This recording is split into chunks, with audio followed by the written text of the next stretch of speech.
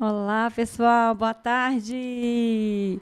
Bem-vindos ao Metabolic Podcast. Meu nome é Janaína Koenen, eu sou médica endocrinologista e hoje eu estou recebendo aqui uma grande amiga, uma pessoa que eu admiro, que eu amo de paixão, que é a doutora Denise. Ai, nem acredito que ela está aqui. Então, olha, vocês que estão chegando agora ao vivo para assistir este podcast épico, tá? Já assinem o canal, curtam esse vídeo, ativem as notificações para que vocês recebam as notificações não só do podcast, mas também dos vídeos que a gente está alimentando no canal, tá bom? Bem-vinda, doutora Denise. Se apresente para os meus seguidores, por favor.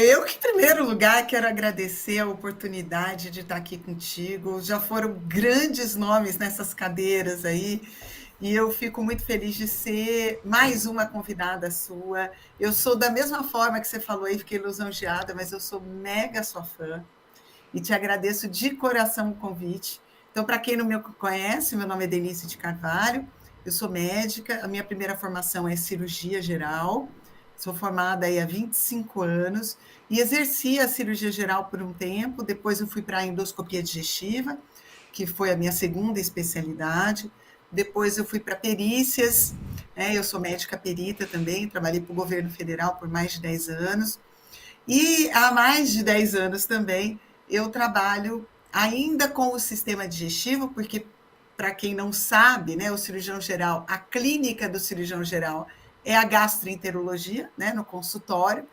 Então, isso eu exerço desde que eu terminei a residência, aí há 25 anos. Não, a residência é há 22, né?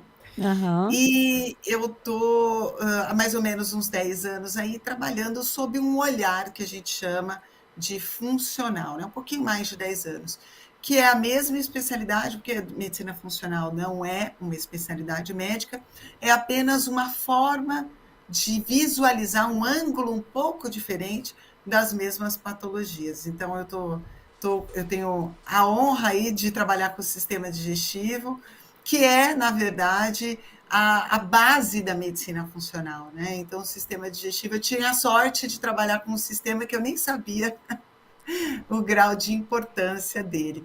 Então, estamos aí desde o comecinho da era funcional trabalhando com o sistema digestivo e a partir do sistema digestivo indo para a saúde sistêmica, né? Correlacionando o sistema digestivo com a saúde sobre os diferentes sistemas, tudo há um pouquinho de influência do sistema digestivo. Gente, a gente vai estudando, né? Quanto mais a gente estuda, toda doença ou começa ou acaba no intestino, né? Então, Exatamente. hoje, as pessoas pararam de falar que isto é charlatanismo, que isto é picaretagem. Hoje, os médicos, cada vez mais, estão desesperados porque não deram atenção à fisiologia básica e não lembram mais nada que aprenderam na faculdade referente ao intestino. E aqueles que lembram também não ajuda muito, porque mudou muito a medicina, né, Denise? Então, o conhecimento sobre o intestino hoje não tem nada a ver com aquele há 20 anos atrás, quando a gente Não. formou, né? Não, nem quando eu terminei minha residência, sabe, Jana? Eu não tinha ideia também. Eu costumo falar para o pessoal que, quando eu estou dando aula, né, eu fiz minha residência, que na verdade não era residência na época, era complementação especializada em endoscopia, na USP em São Paulo. E todas as quartas à noite, a gente fazia leitura de artigos científicos com o Dr. Paulo Sakai, que é um nome, assim, inclusive mundialmente sempre foi conhecido em relação ao megaesôfago. Então, assim, é uma pessoa realmente diferenciada. Mas a gente nunca leu um estudo científico falando sobre microbiota, por exemplo, né? Nunca. Eu nunca ouvi falar da palavra disbiose. Então, isso, claro, né, foi há mais de 20 anos atrás. Mas já existia, né, já existiam artigos, já existia o conteúdo, um certo conhecimento ainda rudimentar, até pelas questões que envolviam as técnicas que foram desenvolvidas para obtenção de material genético de microbiota, porque isso era o comecinho dessa era, né? Mas a gente já sabia que existia uma coisa que a gente chamava de eubiose, né, que é a microbiota em equilíbrio, e a disbiose, que é o desequilíbrio de microbiota. Então, a gente já sabia que essas duas questões existiam, né, mas a gente não falava. E nem tocava no assunto, porque eu, como cirurgiã, para mim, microbiota estava ali para causar peritonite. Pronto, e acabou, né? Mata Vamos tudo. exterminar todo mundo, porque só está ali para me causar problema, né? Numa cirurgia de urgência, sem preparo e tal. Então, assim, era essa visão que a gente tinha. Infelizmente, né? Infelizmente também ainda existe muito essa visão, É, né?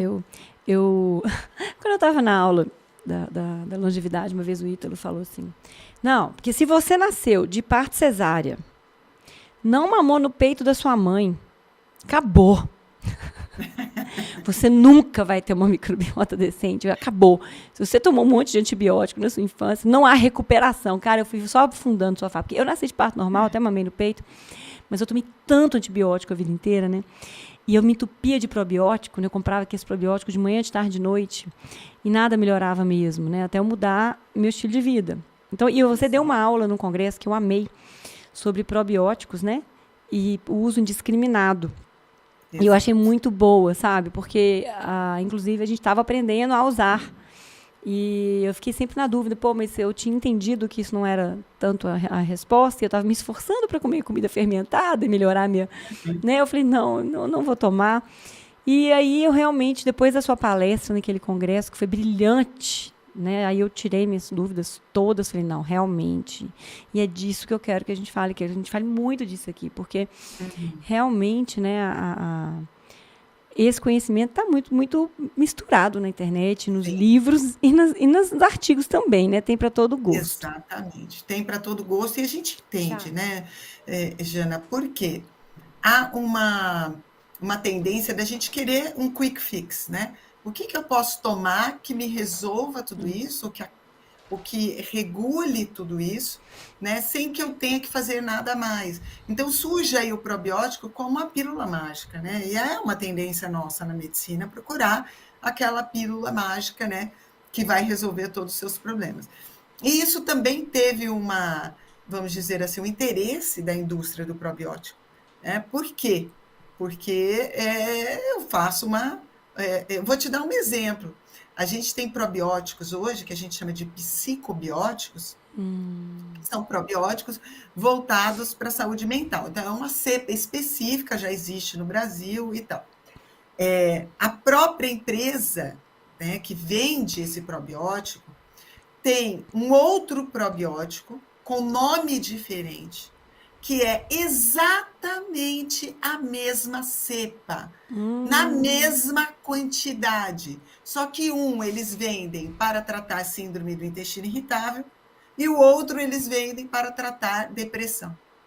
Ai, gente, mas é A assim, mesma cepa, na mesma quantidade. E quando eu estou falando em cepa, é importante a gente ter claro que uma cepa de probiótico tem nome, sobrenome, endereço, RG, tem tudo.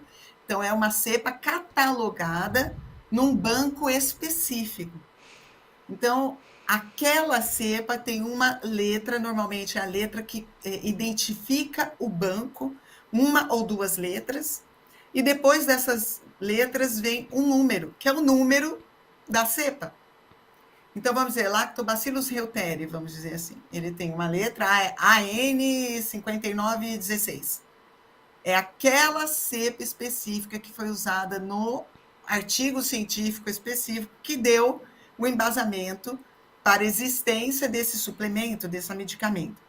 Eles pegaram exatamente a mesma cepa, do mesmo banco, com o mesmo número, a mesma empresa, e fez 2 probióticos diferentes, dizendo que um é para síndrome do intestino irritável e o outro é para depressão. Mas a liraglutida foi assim. A liraglutida para diabetes, a liraglutida para obesidade, 2 nomes diferentes, mesmo composto. Só mudou um pouquinho que tinha uma dose a mais. Esse nem a dose é diferente. Né? Então, assim, a indústria faz isso. O preço é diferente. Aí não pode. O preço é diferente, você acredita? Ai, não. Aí, realmente, gente, assim, então, vocês estão vendo que modular intestino virou moda. Algumas coisas podem até funcionar em alguns momentos, né? A questão é que virou, tipo, né? Casa da mãe Joana. Esse que é o problema. É, E também, às vezes, a gente exatamente. pode fazer mal para as pessoas. Então, nós vamos discutir muito isso aqui. Que a gente acha que mal não faz. O que que tem? Mas Exato. pode fazer mal. Eu sou prova. Eu tomava probiótico de manhã, de tarde, de noite, cápsulas e cápsulas, e começou a piorar a minha diarreia, na época que eu tinha muita diarreia. Então, nem sempre o excesso de probiótico vai ajudar. Eu fui para os Estados Unidos agora, tem probiótico da mulher, probiótico da É. candidíase, probiótico da memória, probiótico para emagrecer. Aí tinha assim um monte, você olhava aquilo e falei, Jesus, Dá vontade de como, levar tudo para casa.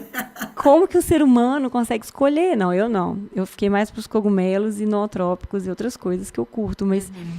eu falei assim, uma pessoa que não sabe, se perde, né? Então, por que que tem essa hype toda sobre emagrecimento, síndrome metabólica? Vamos entrar logo no... Porque dá para falar de microbiota e depressão, microbiota e câncer. A gente pode fazer vários podcasts, né, Denise? A gente pode, Nossa, vamos sim, marcar. Mas hoje a gente vamos. se propôs a discutir um pouquinho sobre síndrome metabólica, né, e o intestino. E tem tanta coisa para Exatamente. falar, então vamos entrar logo nisso, que eu tô curiosa para ouvir tudo que você tem a dizer. Então, acho É, que é um tema extremamente quente, é, né? Isso a gente pode falar que é um tema quente. O ano passado a gente teve aí como tema quente em relação à microbiota a longevidade, que eu acho que ainda é um tema importante, que precisa ser discutido. Inclusive, um dos artigos que eu vou mostrar hoje aqui é um artigo que entra muito nessa questão da longevidade. Porém, esse ano eu acredito que é o ano, falando de uma das substâncias aí, é claro que porque a gente está nessa onda do emagrecimento e da relação do emagrecimento com os intestinos, por conta aí, né, das incretinas, né, dos análogos do GLP-1 especialmente, mas uma outra substância vem surgindo aí, que são os sais biliares e tem uma relação importante aí com obesidade, com síndrome metabólica. Então, realmente, a gente está na crista da onda, viu, Jana? e tá até com câncer também, né? Glucuronidação dos metabólitos de estrona, essas questões aí todas da mulher, né? Nossa, gente, quanto mais a gente estuda, mais a gente vê que intestino é importante. Mais a gente não tem como se arrepender de não ter estudado na faculdade, porque eu estudei tudo. É porque são coisas que vão aparecendo e você tem que ter a especialidade Sim, mesmo, né? Então ninguém sabe tudo. Que é outro erro, né, Dê? exatamente. Médicos de todas as especialidades. Não estou falando que a gente não tem que entender, igual hormônio. Todo mundo tem que entender de hormônio, mas eu acho que tem coisas prescritivas que, dependendo, é legal você ter alguém da especialidade ali para trocar uma ideia, encaminhar um paciente, e Você não tentar encaminhar, abraçar exatamente. tudo, resolver Uhum. tudo. Teve um Ninguém paciente, resolve tudo, é, né? teve um paciente que começou a mandar mensagem, Naína, porque eu tenho isso, que eu tenho aquilo. Eu falei, cara, deixa eu te falar. Eu sou endócrino, sou clínica, mas não sou mãe de nada. Tem uma hora que eu acho que tem que ir para um gastro funcional, você Uhum. vai no Cristiano. Falei assim, porque, não, mas não, veja bem. Eu falei, não, mas deixa, eu não estou disposta a estudar isso para Uhum. te responder. Tem um Sim, limite, assim, eu vou ter que tem um gastar limite. dias estudando. Não é que eu não sou capaz. Qualquer um capaz de fazer uma Sim. outra especialidade, mais 2 anos estudar. Mas é porque cada um no seu quadrado. E eu me propus a te atender disso. Já fui muito além do que eu poderia. Chegou num ponto tão especializado que não me cabe mais. E tudo bem a gente Sim, entender que a gente não sabe tudo. E tem que encaminhar para o exatamente. colega que sabe mais. Então, acho que os colegas, às vezes, eles querem abraçar o mundo demais e Mas não, tem que saber né? também para encaminhar, né, Jana? É, Tem que é, ter uma ideia, por exemplo, olha, isso daqui eu cheguei no limite, e daqui para frente vai ser o fulano. é o que eu faço. Ó, eu estudo, Sim, tal, mas chega um ponto que, ó, daqui para frente, eu acho que eu é que nem preciso, eu com hormônio também. né? Entendeu? E que tudo bem, entendeu? E a humildade tem que estar ali, ué, né? Tudo Exato. bem, né? Enfim, vamos falar um pouquinho o que, que é a síndrome metabólica, Dê? É bem complicado hoje, né? Porque na minha época, quando eu me formei, a gente falava da síndrome X de Riva, né? Então eu lembro da minha professora, doutora Carmen, falando isso, passando visita, e falava o tempo todo dessa síndrome X, né? Então, resistência insulínica, hipertrigliceridemia ou, né, hipercolesterolemia, obesidade e hipertensão, né? Então ela falava daquela síndrome lá e a gente ficava super, tipo, não tem solução isso daí, né? Simplesmente é algo relacionado a hábitos, né? A dieta, a genética e tal. E hoje a gente sabe que existe uma função importante dos intestinos como base dessa síndrome metabólica, que na verdade é uma síndrome que está relacionada a um processo inflamatório crônico, subclínico também, né? Às vezes nem tanto subclínico assim. Então a gente tem aí um slidezinho, se puder colocar, no segundo slide a gente já vê alguma coisa relativa a isso. Coloca para nós, Thiago. Please. Aí, vê se você tá vendo ele. Né? Tô assim. Coloca a próxima, por gentileza, Thiago. Então aí, né, a síndrome metabólica, né, que é composta aí, né, por essas manifestações, ela é, portanto, multifatorial, né, e ela está relacionada, então, ao diagnóstico da resistência insulínica, a uma inflamação crônica, que pode ser diagnosticada com marcadores inflamatórios, então, uma elevação de VHS, de proteína C reativa, interleucinas, uma disfunção autonômica, e aqui entra muito a questão do sistema nervoso simpático e parasimpático, né? E a elevação do estresse oxidativo. Bem, se a gente for olhar de perto os nossos pacientes que não têm diagnóstico de doença, então não são pacientes já diabéticos, pacientes obesos ou pacientes hipertensos, que chegam ao nosso consultório para melhora de qualidade de vida, melhora de performance, ou porque se sente com um certo cansaço, dores articulares, tudo subclínico, né? Sem diagnóstico algum. Se a gente olhar, a grande maioria desses pacientes já estão neste perfil, né? Já com aquela insulina que responde de forma exacerbada ao estímulo alimentar, então fazendo hipoglicemias reativas, pacientes já com marcadores elevados ou ali, né, beirando a elevação, que para a gente já considera como alterados, mas não necessariamente alterando níveis laboratoriais, né?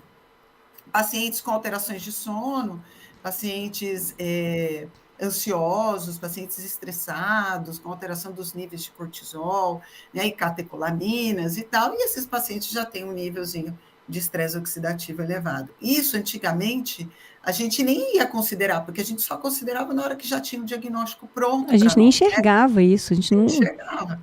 Né? Então, hoje em dia está assim de gente aos 20 e poucos anos já desse jeito. Né, que chega no consultório da gente já desse jeito. E é engraçado porque grande parte deles, se a gente apertar, já tem alguma queixa intestinal. Né, já tem alguma coisa assim, meu intestino não é muito bom, né, ou eu não tenho formação de fezes adequadas, ou eu tenho distensão abdominal, ou eu tenho uma sensação de plenitude pós-prandial, ou eu tenho azia, queimação, refluxo. Mas a grande maioria das pessoas, inclusive de nós médicos, não relaciona isso à síndrome. Então, para mim, hoje, faz parte da síndrome metabólica colocar sintomas digestivos associados, principalmente refluxo e alterações de hábito intestinal, que a grande maioria tem, mas não reclama porque muitas vezes já foi assim a vida inteira, né? E aí, qual que é o papel, então, dos intestinos dentro desse processo? Se a gente olhar a literatura, Jana, mais recente, o que a gente vai encontrar? Muita coisa. Microbiota, né? Muita coisa relacionando microbiota com esses processos. E realmente, aí uma dos principais atores do processo é o coletivo microbiano. Aliás, eu acho que é o principal, né? O ator principal desse processo. Mas a gente vai ver que não apenas a microbiota. Pode passar a próxima aí. Explica para quem não é médico o que é a microbiota, Dê. A microbiota, a gente se refere ao coletivo dos micro-organismos que habitam um nicho específico. No caso dos intestinos, a gente fala microbiota intestinal.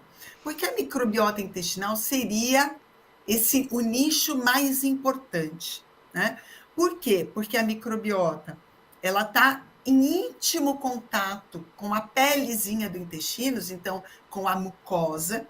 Esta mucosa, ela tem que ter uma certa permeabilidade aos componentes que estão ali, porque é através do sistema digestivo que a gente digere e absorve, então a gente tem que ter uma forma de deixar passar, né? Eu costumo dizer que é como se fosse uma fronteira de um país, né? A gente não pode simplesmente lacrar uma fronteira, porque as pessoas passam, o que a gente importa, o que a gente exporta, né? O comércio, os animais, né? Que podem viver dos dois lados da fronteira. Então, o intestino é a mesma coisa. A gente tem que ter uma certa permeabilidade. Então, esse coletivo microbiano influencia muito a nossa fisiologia, justamente por causa desse contato e porque a maior parte dos micro-organismos está aí, em termos de quantidade. Claro, a gente não compara com a pele, né? Mas em termos de quantidade que faz realmente uma atividade metabólica é no sistema digestivo.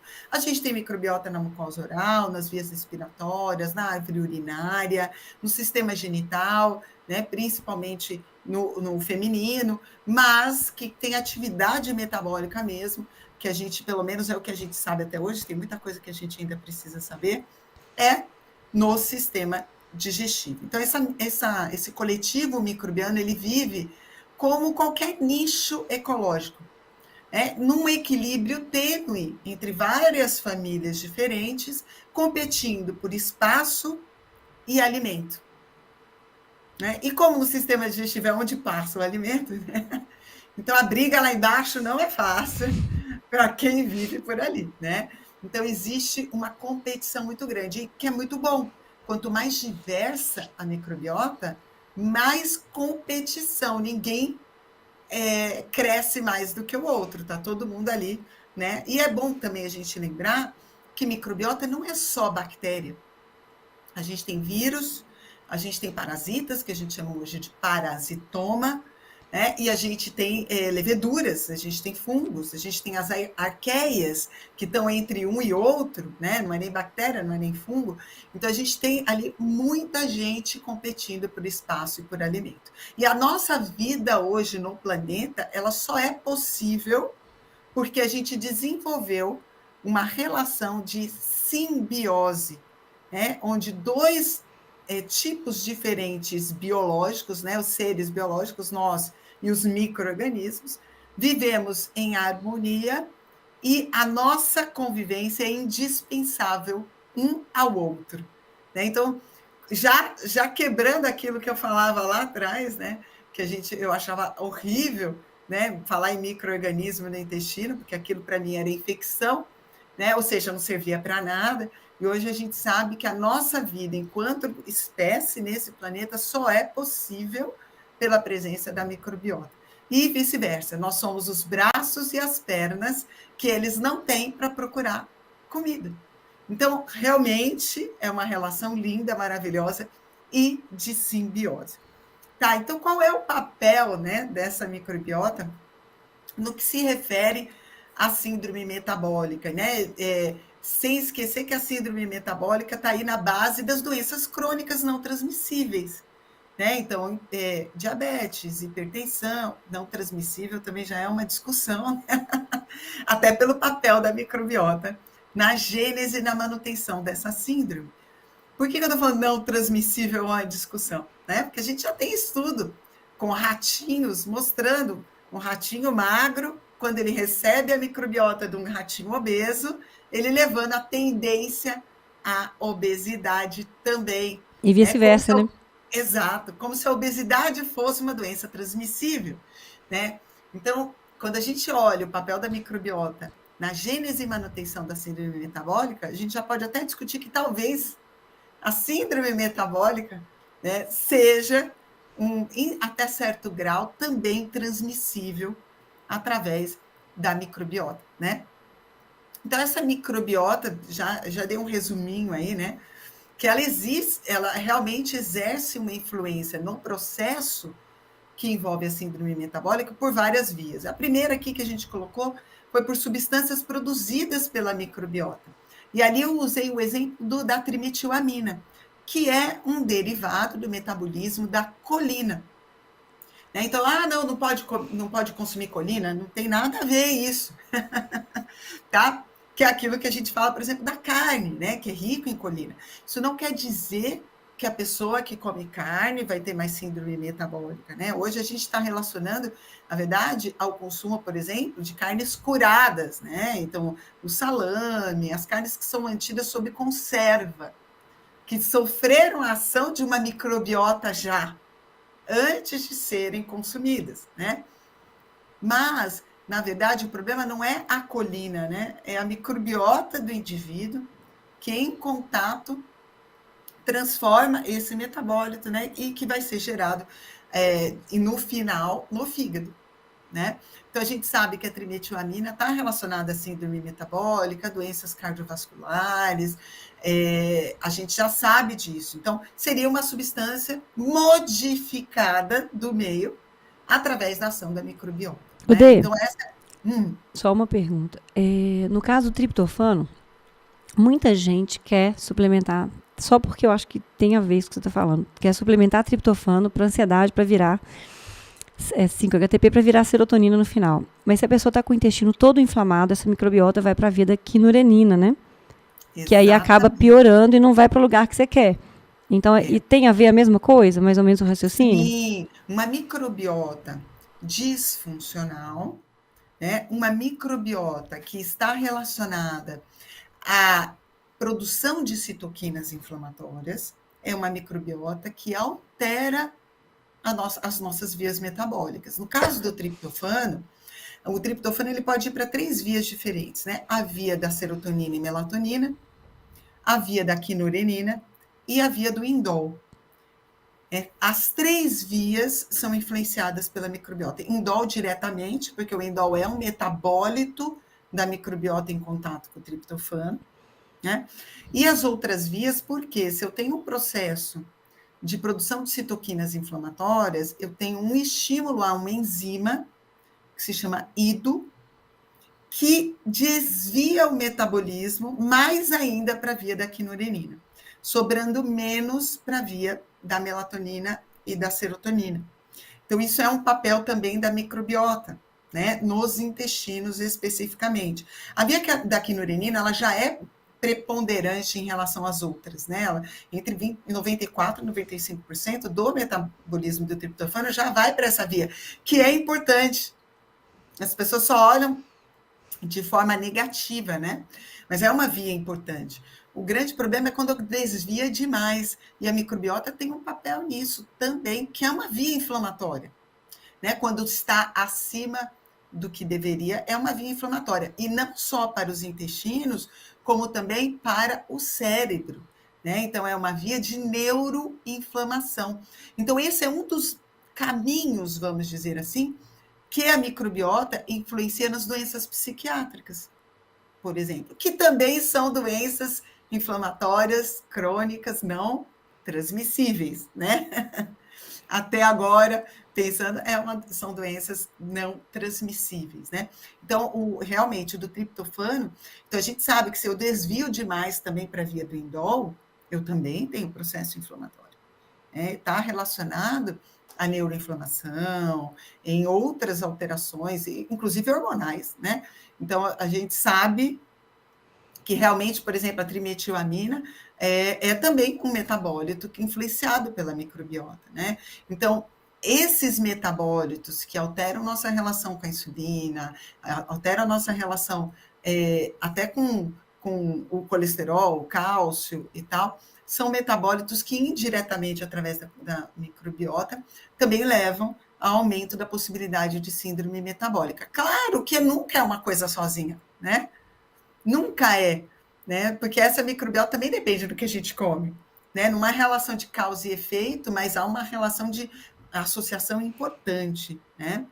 Além disso, a microbiota, ela modula várias substâncias sinalizadoras intestinais, né? E aqui eu comentei das incretinas intestinais, então entrando nas incretinas, são substâncias que são produzidas nos intestinos e que têm uma atividade ocupando um receptor como um hormônio, né? Então aí a gente tem o GLP-1, né, que está super, mega, ultra na moda hoje, né?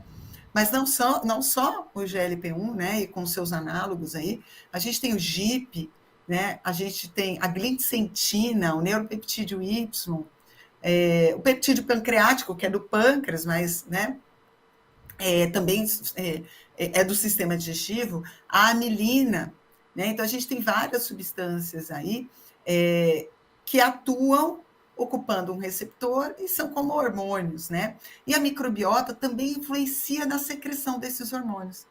Então, quando a gente fala que o GLP-1, né, é um hormônio importantíssimo para o equilíbrio da secreção de insulina, para o equilíbrio metabólico, e se este GLP-1 tem a sua secreção também influenciada pela composição da microbiota, aí a gente já sabe que existe também mais um efeito indireto.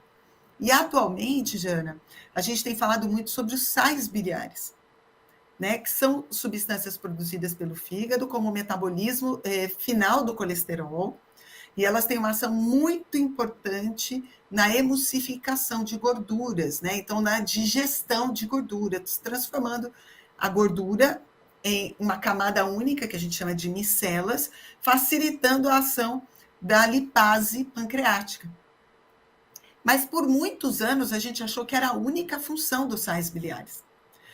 Hoje, a partir de 1999, que a gente teve o primeiro estudo publicado na revista Science, mostrando um receptor nuclear, que é o FXR, para a ação dos sais biliares, que a gente começou a notar, os sais biliares não servem só para isso, né? Se tem receptor para eles, é porque existe uma ação metabólica, né? Uma ação sinalizadora, vamos dizer assim, para os sais biliares também. E atualmente a gente tem estudado muito o sal biliar secundário, que é isso que tem a ver com a microbiota, né? Então, a gente secreta esse sal biliar, a gente produz, esse sal biliar é conjugado com um aminoácido, glicina ou taurina, ele é jogado pela bile na luz intestinal, ele faz a sua ação e logo é desconjugado pela microbiota, porque a microbiota, se a microbiota não fizesse isso, e tem uma enzima para isso, chama BSH, se a microbiota não fizesse isso, ela teria a sua própria parede digerida pelo sal biliar. Olha a inteligência, né?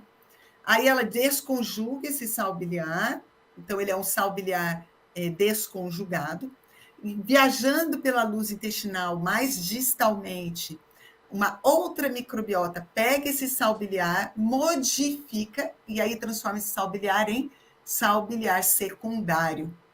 Esse sal biliar secundário, então, se torna mais hidrofílico e é reabsorvido, possibilitando essa reabsorção e chegando no fígado, novamente.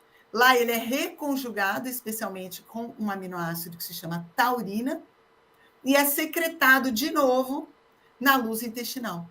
E quanto mais hidrofílico ele for, maior afinidade ele tem pelos receptores. E aí eu falei o FXR, e aí a gente tem o TGR5, que são os dois mais importantes, TGR5 de membrana e o FXR de núcleo. Quando esse sal biliar secundário, reconjugado, né, se liga a esses receptores na luz intestinal, ele afeta a secreção do GLP-1, ele afeta a atividade imunológica, ele afeta o próprio pool de sais biliares, ele tem ação regulando a permeabilidade intestinal, a produção de citoquinas. Então, hoje, os sais biliares como moléculas sinalizadoras importantes na síndrome metabólica. A gente tem isso, né? E sabendo que esses sais biliares secundários são produtos microbianos, né? Mais uma frente aí de trabalho para a gente poder estudar a importância desses sais biliares. E olha só, Jana, que interessante. Odê, só um minutinho, senão vai perder a pergunta. Respira para eu perguntar os trem para você, senão não vou esquecer. Pode falar. Não vou te interromper, devolve que eu vou te perguntar. Não, pode falar. Então, a pergunta que agora vai surgir, e de vez em quando eu tenho que ler as perguntas aqui, mas e a pessoa, então, com disbiose e sem vesícula? Porque ela produz os sais a bile do mesmo jeito e vai sendo jogada ali. Sim. Mas faz diferença uma pessoa não ter vesícula em termos de pool e de pulsatilidade de secreção de sais biliares ou não? Que isso é uma pergunta que com certeza já está passando na cabeça das pessoas, porque passou na minha, né? Então, eu queria só que Sim. você, já que a gente está falando dos sais biliares, então, só uma coisa, gente, lembra que não é só médico que está assistindo. Então, GLP-1, ela falou que tem os análogos, então, todo mundo aí sabe que Ozempic, Saxenda e companhia limitada, né, é isso, é análogo de GLP-1, que é um hormônio que é produzido no intestino, gente. Então, o que ela está falando é que, dependendo da microbiota, você produz mais ou menos daquele hormônio, em vez de gastar R$ 500 por mês ou mais para usar o análogo. E que se você tem os sais biliares no lugar, fazendo a sinalização com tudo equilibrado, talvez isso funcione muito melhor. Correto, doutora Denise? Exatamente, E se você não tem exatamente. vesícula e É, está desbiótico, como é que funciona muita essa gente história? pergunta isso, né? A disbiose, Jana, ela está relacionada à alteração no pool de sais biliares, né? Então, isso pode indiretamente afetar esse ciclo dos sais biliares, né? Então, em primeiro lugar, né, ela está realmente relacionada à alteração do pool de sais biliares. E quando eu opero a vesícula, qual é a função da vesícula, né? Para quem está assistindo a gente, qual que é a função da vesícula? A vesícula é um órgão de armazenamento, né? Então, ela é um saquinho, que nem uma bexiguinha de escola, aí, de aniversário, vazia, né? Então, ela fica ali, o nosso fígado produz, em média, 1.500 ml de bile por dia. É bastante. Aliás, passa pelo sistema digestivo entre 8 e 9 litros de líquido por dia. É que a gente vai reciclando, tá, gente? A gente não tem que tomar tudo isso, né? A gente é uma fábrica maravilhosa. A gente produz, mas a gente reabsorve também. Então, dentro deste pensamento, qual é a função da vesícula? Reabsorver líquidos. Então, deixar a bile na concentração adequada para que ela haja na luz intestinal. Então, eu produzo 1.500 ml de bile, mas eu só jogo através da vesícula mais ou menos 150 ml. Ou seja, ela concentra em 10 vezes a bile, né? Então, é essa a função dela, basicamente, tá? Ótimo. Tá, como é que ela funciona? Ela funciona a partir da chegada do alimento no duodeno. Então, a gente tem entre o duodeno e o estômago, a gente tem o piloro, né, que é um esfíncter. Ele vai deixando passar devagarinho o alimento entre o estômago e o duodeno. Conforme esse alimento vai chegando no duodeno, há receptores, principalmente para peptídeos, então partículas pequenas de proteína, que vão avisar uma cascata hormonal, que se chama cascata da secretina. Faz parte dessa cascata um hormônio que se chama colicistoquinina, que é uma das incretinas intestinais, que eu falei agora há pouco, né? A colicistoquinina, estimulada pela presença do alimento, estimula a contração da vesícula e a produção de bile. As duas coisas. Aí o que acontece? O alimento chegou, é uma orquestra linda e maravilhosa, o nosso corpo falou assim: olha, chegou o alimento, vesícula, se contraia, que vai chegar alimento aqui, nós precisamos dos sais biliares. Aí a vesícula contrai, abre o esfíncter de Oddi, que está lá embaixo, uma segunda porção do adenal, e a bile escoa na sua concentração adequada. Denise, tirei a vesícula. E agora? E agora a gente não tem esse órgão preciosíssimo que faz essa concentração. Isso não quer dizer, meus queridos, que não é para tirar se tiver cálculo, né? Porque cálculos pequenos podem causar pancreatite e colicistite aguda, que pode ser fatal. Então, se precisa tirar, tira. Mas e agora? Eu tirei, né? E o que a gente percebe? Embora eu tenha ainda o sistema da colicistoquinina funcionando, eu não tenho a vesícula para responder, né? Então, há uma enorme chance daquela bile ficar chegando ao duodeno sem alimento. E aí, o que vai acontecer?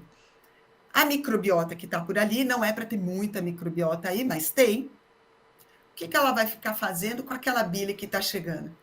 Ela vai ficar desconjugando esse sal biliar. Não tem competição, não tem alimento, né? Então, ela não está competindo com o alimento, né? Pela ação do sal biliar. Então, ela fica desconjugando. O que vai acontecer quando a gente comer? vai ter bile, mas não vai ter uma bile na forma que ela deveria, na quantidade que ela deveria, na concentração que ela deveria. Então, não é todo mundo, mas existe uma porcentagem de pacientes que evoluem após uma colicistectomia, que é a retirada da vesícula, com uma síndrome, que a gente chama de síndrome pós-colicistectomia. Uma das manifestações, por exemplo, é uma gastrite, que se chama gastrite atrófica. A gastrite atrófica, gastrite alcalina, ela vem porque essa bile que está ali dando sopa, né, que não tem alimento, acaba voltando e causando uma gastrite importante, tá? Não é uma gastrite leve, não. E aí, como que vai ficar esse pool de sais biliares? Né? Então, óbvio que há uma tendência, Jana, uns mais, outros menos, né? A depender de como era já antes de operar. Por quê? Por que aquela vesícula fez cálculo?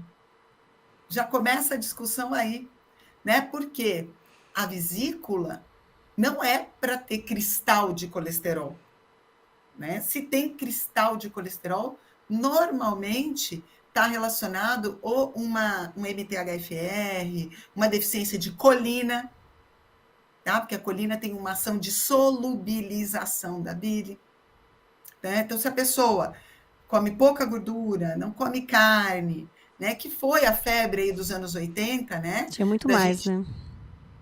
Era muito pior, porque a gente ia lá e cortava toda a gordura do alimento, então não esvaziava aquela vesícula, né? Ela não era estimulada a se esvaziar.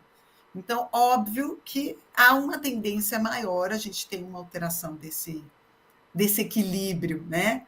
Esperamos que a gente tenha mais estudos, vamos dizer assim, porque agora os sais biliares estão bombando, né? Então, que a gente está surgindo bastante estudo com sal biliar. Então, você prescreve sal biliar para quem não tem vesícula? Mesmo sem sintoma? Nem sempre, depende do exame coprológico, porque eu tenho que ver se tem uma esteatorreia, se tem mais alguma coisa associada. Por quê? Talvez eu precise dar o sal biliar secundário já reconjugado, que é o túdica. Né? O sal biliar comum, por que a gente não dá, então, o sal biliar comum? Né? Muita gente pode estar se perguntando, por exemplo, o ursacol, né? Que é o urso deoxicólico, que é um sal biliar secundário, mas ele não é conjugado. E por quê, né? A gente não dá esse, então, que dissolve cálculo, né? Porque a afinidade pelos receptores intestinais, ela é muito maior no sal secundário reconjugado. Que é o túdica. Que é o túdica, né? Então, a gente sabe hoje, né, que é uma afinidade maior pelo receptor. Então, não tem a mesma ação, infelizmente. Mas a gente tem aí pool de sais biliares com o que a gente chama de ox-bile, né, que é tirado do boi, né, da bile do boi, a gente pode usar também para as pessoas que desenvolvem síndrome pós-colicistectomia. Mas o interessante é fazer um coprológico, ir no profissional que tem, assim, a manha de tratar e que sabe diferenciar entre os tipos de sais biliares. Porque eu vejo muita gente por aí, né, gente? Tirou a vesícula, tem que tomar sal. Manipula sais biliares, 3 cápsulas no almoço e no jantar. Ponto. Não é tão simples assim, né, doutora Denise? Não é tão simples assim. Porque, como tudo na vida, equilíbrio é a chave. Demais também não é bom. E aí a gente tem as síndromes diarreicas relacionadas à sobra de sais biliares na luz intestinal. E aí a gente tem que usar um sequestrante de sal biliar, né, que é a colestiramina, que inclusive existe no mercado. É uma das causas das síndromes diarreicas, né? Então, como tudo na vida, equilíbrio é a chave, né? Nem muito pouco. A Nisha Winters fala, né, do tratamento metabólico, test, assess and don't guess. Ela fala, né, faça o teste, interprete o teste adequadamente, pare de ficar adivinhando, copiando e colando de cursinho de final de semana, porque não é por aí a medicina individualizada e personalizada. Você não está tratando um copy-paste, você está tratando uma pessoa, cada pessoa é diferente. Isso é uma das coisas que me marcou muito nos últimos 2 anos estudando câncer, é que não é câncer, é o paciente com câncer. E você trata pessoas, não uma doença. Que a doença não existe, que existe a pessoa, né? Quando você começa a enxergar que é a pessoa, muda totalmente o jeito de lidar com a doença, né? Então, eu mudei Sim, muito nos últimos 2 anos a forma de lidar com qualquer doença, porque aí eu comecei a enxergar dessa forma. Eu achei que foi muito melhor. E aí sim. me preocupou que muitos cursos que a gente faz mesmo, as pessoas entregam fórmulas prontas É, e falam, é isso aqui, ó. Aquela fórmula é, tal, para essa e tal, é aquela fórmula, todo mundo, kit tal. Eu fiquei olhando aqui e falei, cara, é.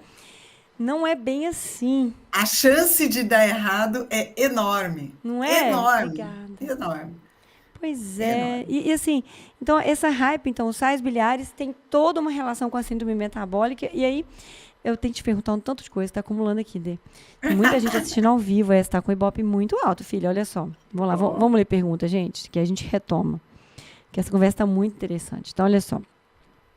Boa tarde, pessoal que está ao vivo. Duda Barbosa, boa tarde. Duas queridas. O Cláudio diz, essa vai ser uma das melhores. As duas são fantásticas. O delícia, que delícia o Mister Kefir de coco e de leite, viciadão. Serafim, isso é muito bonitinho. Boa tarde, médicas maravilhindas. Ele tá falando. Olá daqui ah, de que graça. Natal. Ah, o Cláudio participou de uma imersão em desbiose com você, Denise. 3 aulas Ah, gratuitas foram de muito aprendizado. A gente sigam a Denise de Carvalho no Instagram, tá? Pelo amor obrigada. de Deus. E ela tem um canal no YouTube que tá começando aí, que parece que é muito bom também, né? Como é que você tá no YouTube, Dê? Ah, tô começando Não, mas tá começando, agora. já vai pegar todos os meus seguidores, que todo mundo é obrigado a Uhul. segui-la. É Instituto Denise de Carvalho, o meu canal, porque vai Pronto. ser basicamente de ensino mesmo, né? Como é o seu, né? Isso mesmo, vai. Da Então gente todo mundo já, fazer. já vai seguir lá, tá? Ativar a notificação e ativem daqui também. É importante, gente. Informação de qualidade, vocês têm que compartilhar. E aí, em vez de ficar pegando esses canais aí com tranqueira, já assina o meu canal e da D, já ativa a notificação e compartilha as informações que vocês acharem úteis, claro, né? Vanessa Brandão, boa tarde. Boa tarde, Vanessa. João, boa tarde. Sou muito fã da doutora Janaína. Ah, obrigada. Deus lhe abençoe por sua simplicidade. Ah, obrigada. Raquel, boa tarde. Agradeço a disponibilidade das duas. Ah, muita gente, nossa. Boa tarde, entrei agora. Qual o primeiro médico que posso me consultar para investigar constipação? Uma pergunta aí, Dê. Na verdade, a constipação deveria começar com o nutricionista, né? A investigação de constipação começa com o nutricionista. E hoje, inclusive, eu fiz uma postagem, inclusive a partir de um vídeo muito engraçado, Eu adorei do você no Júlio café, ó lá. Rocha. Hã? Você com um cafezinho na mão. Ah, Eu essa é depois rachei de de rir dessa. sexta, né? Acho que é só tomar probiótico, Eu né? Você rachei de também rir. achou, né? Eu Eu também também achei. achei. Eu também achei. Mas hoje eu postei um videozinho engraçadinho, que foi do Júlio Rocha, inclusive, falando sobre constipação, né? E a constipação é uma das doenças, ou uma das síndromes, vamos dizer assim, com mais multifatorialidade possível, porque eu tenho a quantidade de fibra, a quantidade de água, a quantidade de gordura, pouca gordura também leva à constipação, né? Excesso de fibra também leva à constipação. Então, assim, o pouco como muito também, né? A falta de água, óbvio, mas a gente tem alterações de motilidade digestiva, a gente tem alterações da musculatura envolvida no ato evacuatório, então, hormônios, então, alterações hormonais como o hipotireoidismo, principalmente o subclínico, levando à constipação. Então, a constipação tem que começar com o nutricionista, ajustar a dieta, cronobiologia, crononutrição, depois, pensar atividade física, né? A inatividade física, o sedentarismo está muito relacionado também. Mais uma coisa que está relacionada à síndrome metabólica, É. né? Estresse emocional e Mas, cortisol altera o intestino. Né? exatamente, né? Depressão, E, estresse. e o ideal é começar com o nutricionista, posteriormente com um médico, um gastro, um médico bom clínico geral, e se houver necessidade, tem sim que ir num coloproctologista, porque tem algumas coisas que só o coloprocto vai poder trabalhar, como, por exemplo, o biofeedback, né, para ajudar a recrutar a musculatura envolvida no ato evacuatório, e não é só recrutar, como também relaxar a musculatura, como o esfíncter anal. Né? Tem muita gente aí que é constipado com fezes em fita, que, na verdade, o que tem é estresse crônico, causando hipertonia do ânus, dificultando a evacuação.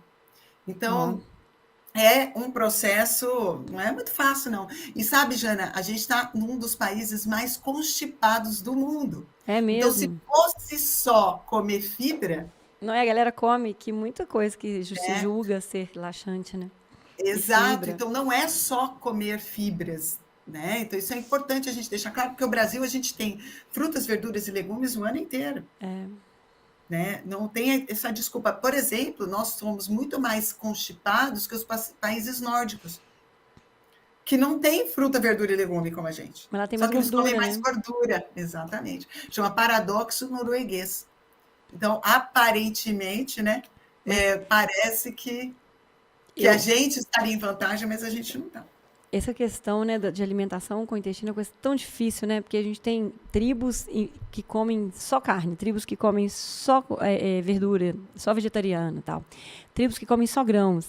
E, né, e assim, as tribos geneticamente vão sendo selecionadas, né? E elas estão adaptadas àquela Exato, dieta. exato, E aí todo exato. mundo fala, qual é a melhor dieta? É tão difícil É responder tão isso, né? difícil. Porque eu, por exemplo, eu sou É toda muito individual. avacalhada, assim. Tudo que você falou de sintoma, eu só não tenho as dispépticos, mas daqui para baixo eu tenho todos. A época que eu fui Tadinho. mais feliz foi quando eu só comia carne. Que eu fiquei comendo só, eu fiz uma dieta carnívora, foi a época que eu fui ao banheiro direito, assim, 4 meses. Aí depois eu melhorei, fiquei ótima, comendo normal tudo de novo. Aí tive Covid 4 vezes, aí acabou o intestino para Ai, pronto. sempre. Aí tô na vida pós-Covid. Mas eu Sim. vejo isso, que às vezes uma coisa que a paciente fala assim, mas doutora Janaína, falaram que eu tenho que comer isso, isso, eu não me sinto bem. Eu fui no gastro com constipação, ele me deu metamucil, eu não melhoro. Eu fui no gastro, me deu esses laxantes mesmo, lactopurga, Sim, não sei o quê, óleo mineral e lactulose. E você vê esse povo tomando aqui tanto de coisa assim, deixa eu te falar. exato. Ele perguntou o que você come?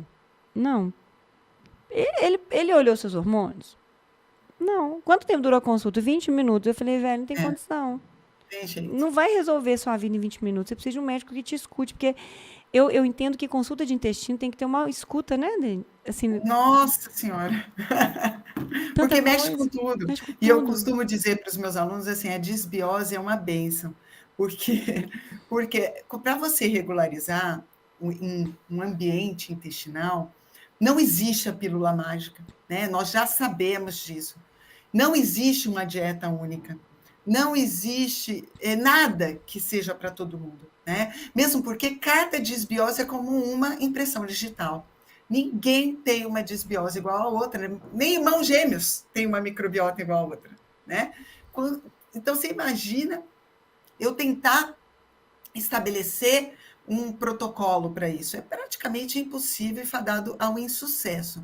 Porém, para eu poder equilibrar uma disbiose ou uma microbiota, eu tenho que fazer um monte de coisa.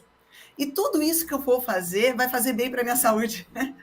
Vai ser tudo muito bom para a saúde metabólica, para a obesidade, para a saúde mental. Então, assim, eu falo, olha, gente, olhem a disbiose, a sua disbiose, como uma chance de você resgatar não só a saúde digestiva, mas a sua saúde inteira. Né? Porque eu falo que é uma bênção, ninguém acredita nisso, fala, em tudo dai graças. É uma oportunidade, gente, né? É uma oportunidade, foi assim que aconteceu comigo, Jana, porque eu entrei nessa área há mais ou menos 10 anos atrás por conta de uma disbiose. Então, que eu, apesar de trabalhar com o sistema digestivo na época, há 15 anos, não sabia o que era. Né? E aí eu fui descobrir que por uma série de fatores eu era extremamente disbiótica e falei assim, gente, é isso então. E aí fui atrás de me tratar e na verdade, assim, tudo depois melhorou. Minha saúde mental, né, a cognição esportiva, né? Em 2018 eu fui campeã paulista de powerlifting. Quando que eu imaginar imagina, o pessoal me chamar de Garfield, que o negócio era comer, dormir, estudar. Então assim, nunca fiz atividade física de nada, né? E aos 40 anos é que eu fui começar a fazer atividade Topíssima. física, né? Então foi uma grande oportunidade, eu sou muito grata à minha desbiose. Não, se não fosse a minha desbiose e meu colo irritável e todas as minhas queixas, né? E eu ter tido enxaqueca, 150 milhões de doenças, eu até gravei um podcast contando essa história que o povo não acredita. Eu não estaria aqui hoje. Porque porque eu saí da medicina tradicional, eu saí assim, né? Eu expandi, porque eu nunca abandonei, mas eu Sim, é isso expandi que eu acho também. além das Aham, fronteiras da medicina tradicional para me sim, salvar, senão eu tinha morrido. exato. E aí eu tô aqui salva, assim, ainda posso melhorar, mas intestino é uma das coisas que sempre pode melhorar, né? Mas é exatamente isso. A gente se cura e a gente passa a propagar isso, porque não é possível que poucos médicos vejam isso. Será que todos os médicos têm que passar por isso para enxergar? Pois é. Né? Triste, né? Ou Triste. passa, ou ele passa, ou alguém próximo dele passa, um É, filho, a esposa, o marido, o pai, a mãe, para daí ele poder olhar para isso, né? é. Deixa eu acabar as perguntas aqui, ó. Ó, falta pouco, quer ver? Ah, pronto. Doutoras lindas, dupla perfeita. Cadê o soninho, doutora Denise? Soninho? É, quem que é o soninho? Não Lidiane tá sei. perguntando. Explique-se, Que Lidiane. será? Que será esse soninho aí? Eu quero saber, Será curiosa. que é o sono em relação à microbiota? Você Será que fala ela está muito querendo disso, dizer isso? soninho? Você fala disso? Ah, não, da qualidade do sono, né? Da cronobiologia para a composição de microbiota, porque microbiota também tem um relógio, né, biológico, e ela também obedece aos clues, né, às dicas ambientais. Então, a hora que a gente come, a hora que a gente acorda, tudo isso modula a composição de microbiota também. E faz diferença na obesidade? Opa, Fala um pouquinho sobre opa, isso. se faz, Dormir né? bem e bactérias no intestino influenciando a obesidade. Assunto top. Exatamente. A cronobiologia, né, a gente tem um ritmo cronobiológico comandado aí pelo nosso núcleo supraquiasmático, e a gente tem os relógios periféricos. E não é por acaso que 3 dos relógios periféricos estão no sistema digestivo: no intestino, principalmente no delgado, no fígado e no pâncreas. Né? Por quê? Porque uma das principais dicas em relação ao ritmo circadiano é a presença de alimentos na luz intestinal. Né? Por quê? Porque nós somos animais diurnos. Então, a microbiota também tem uma atividade que obedece à nossa cronobiologia. Então, a gente sabe, por exemplo, que comer nos primeiros horários da manhã, né, nas primeiras horas do dia, está relacionado a uma melhor sensibilidade insulínica, porque eu tenho uma expressão de mais transportadores transmembrana, tanto para absorção quanto para a formação de enzima digestiva. Então, o sistema digestivo ele funciona muito melhor na primeira metade do dia para digestão e absorção. E a microbiota, ela obedece isso, porque ela sabe que naquele horário não é o horário que ela vai receber alimento. Ela vai receber mais tarde. Porque é o que sobrou da gente que vai para ela, que está, na grande maioria, no cólon. Né? Então, enquanto a nossa maior atividade é no período matutino, da microbiota vespertino, porque é o horário que chega para ela. Se eu começar a comer demais fora desses horários, eu posso induzir, então, uma piora da resposta à presença do alimento na luz intestinal. Então, eu posso ter mais sobra alimentar, eu tenho menos capacidade de digerir. Essa sobra alimentar acaba sobrando para a microbiota, que não é boba nem nada, né? E acaba se alimentando mais. Lembra que eu falei que o que controla a microbiota é espaço e disponibilidade de alimento. Né? Se eu der começar a dar muito alimento, há uma tendência a ela se expandir. Se eu tiver algum grau, por exemplo, de aderência abdominal ou algum grau de alteração da motilidade digestiva, que existem N causas para isso, eu posso ter uma incompetência da válvula iliocecal. E com essa expansão, eu começo a migrar microbiota do cólon para o intestino delgado, Ai, é uma desgraça. levando a uma possibilidade de SIBO, né? Por que eu estou dizendo possibilidade? Porque, como o próprio nosso amigo Cristiano fala, né? Disbiose não é para quem quer, é para quem pode.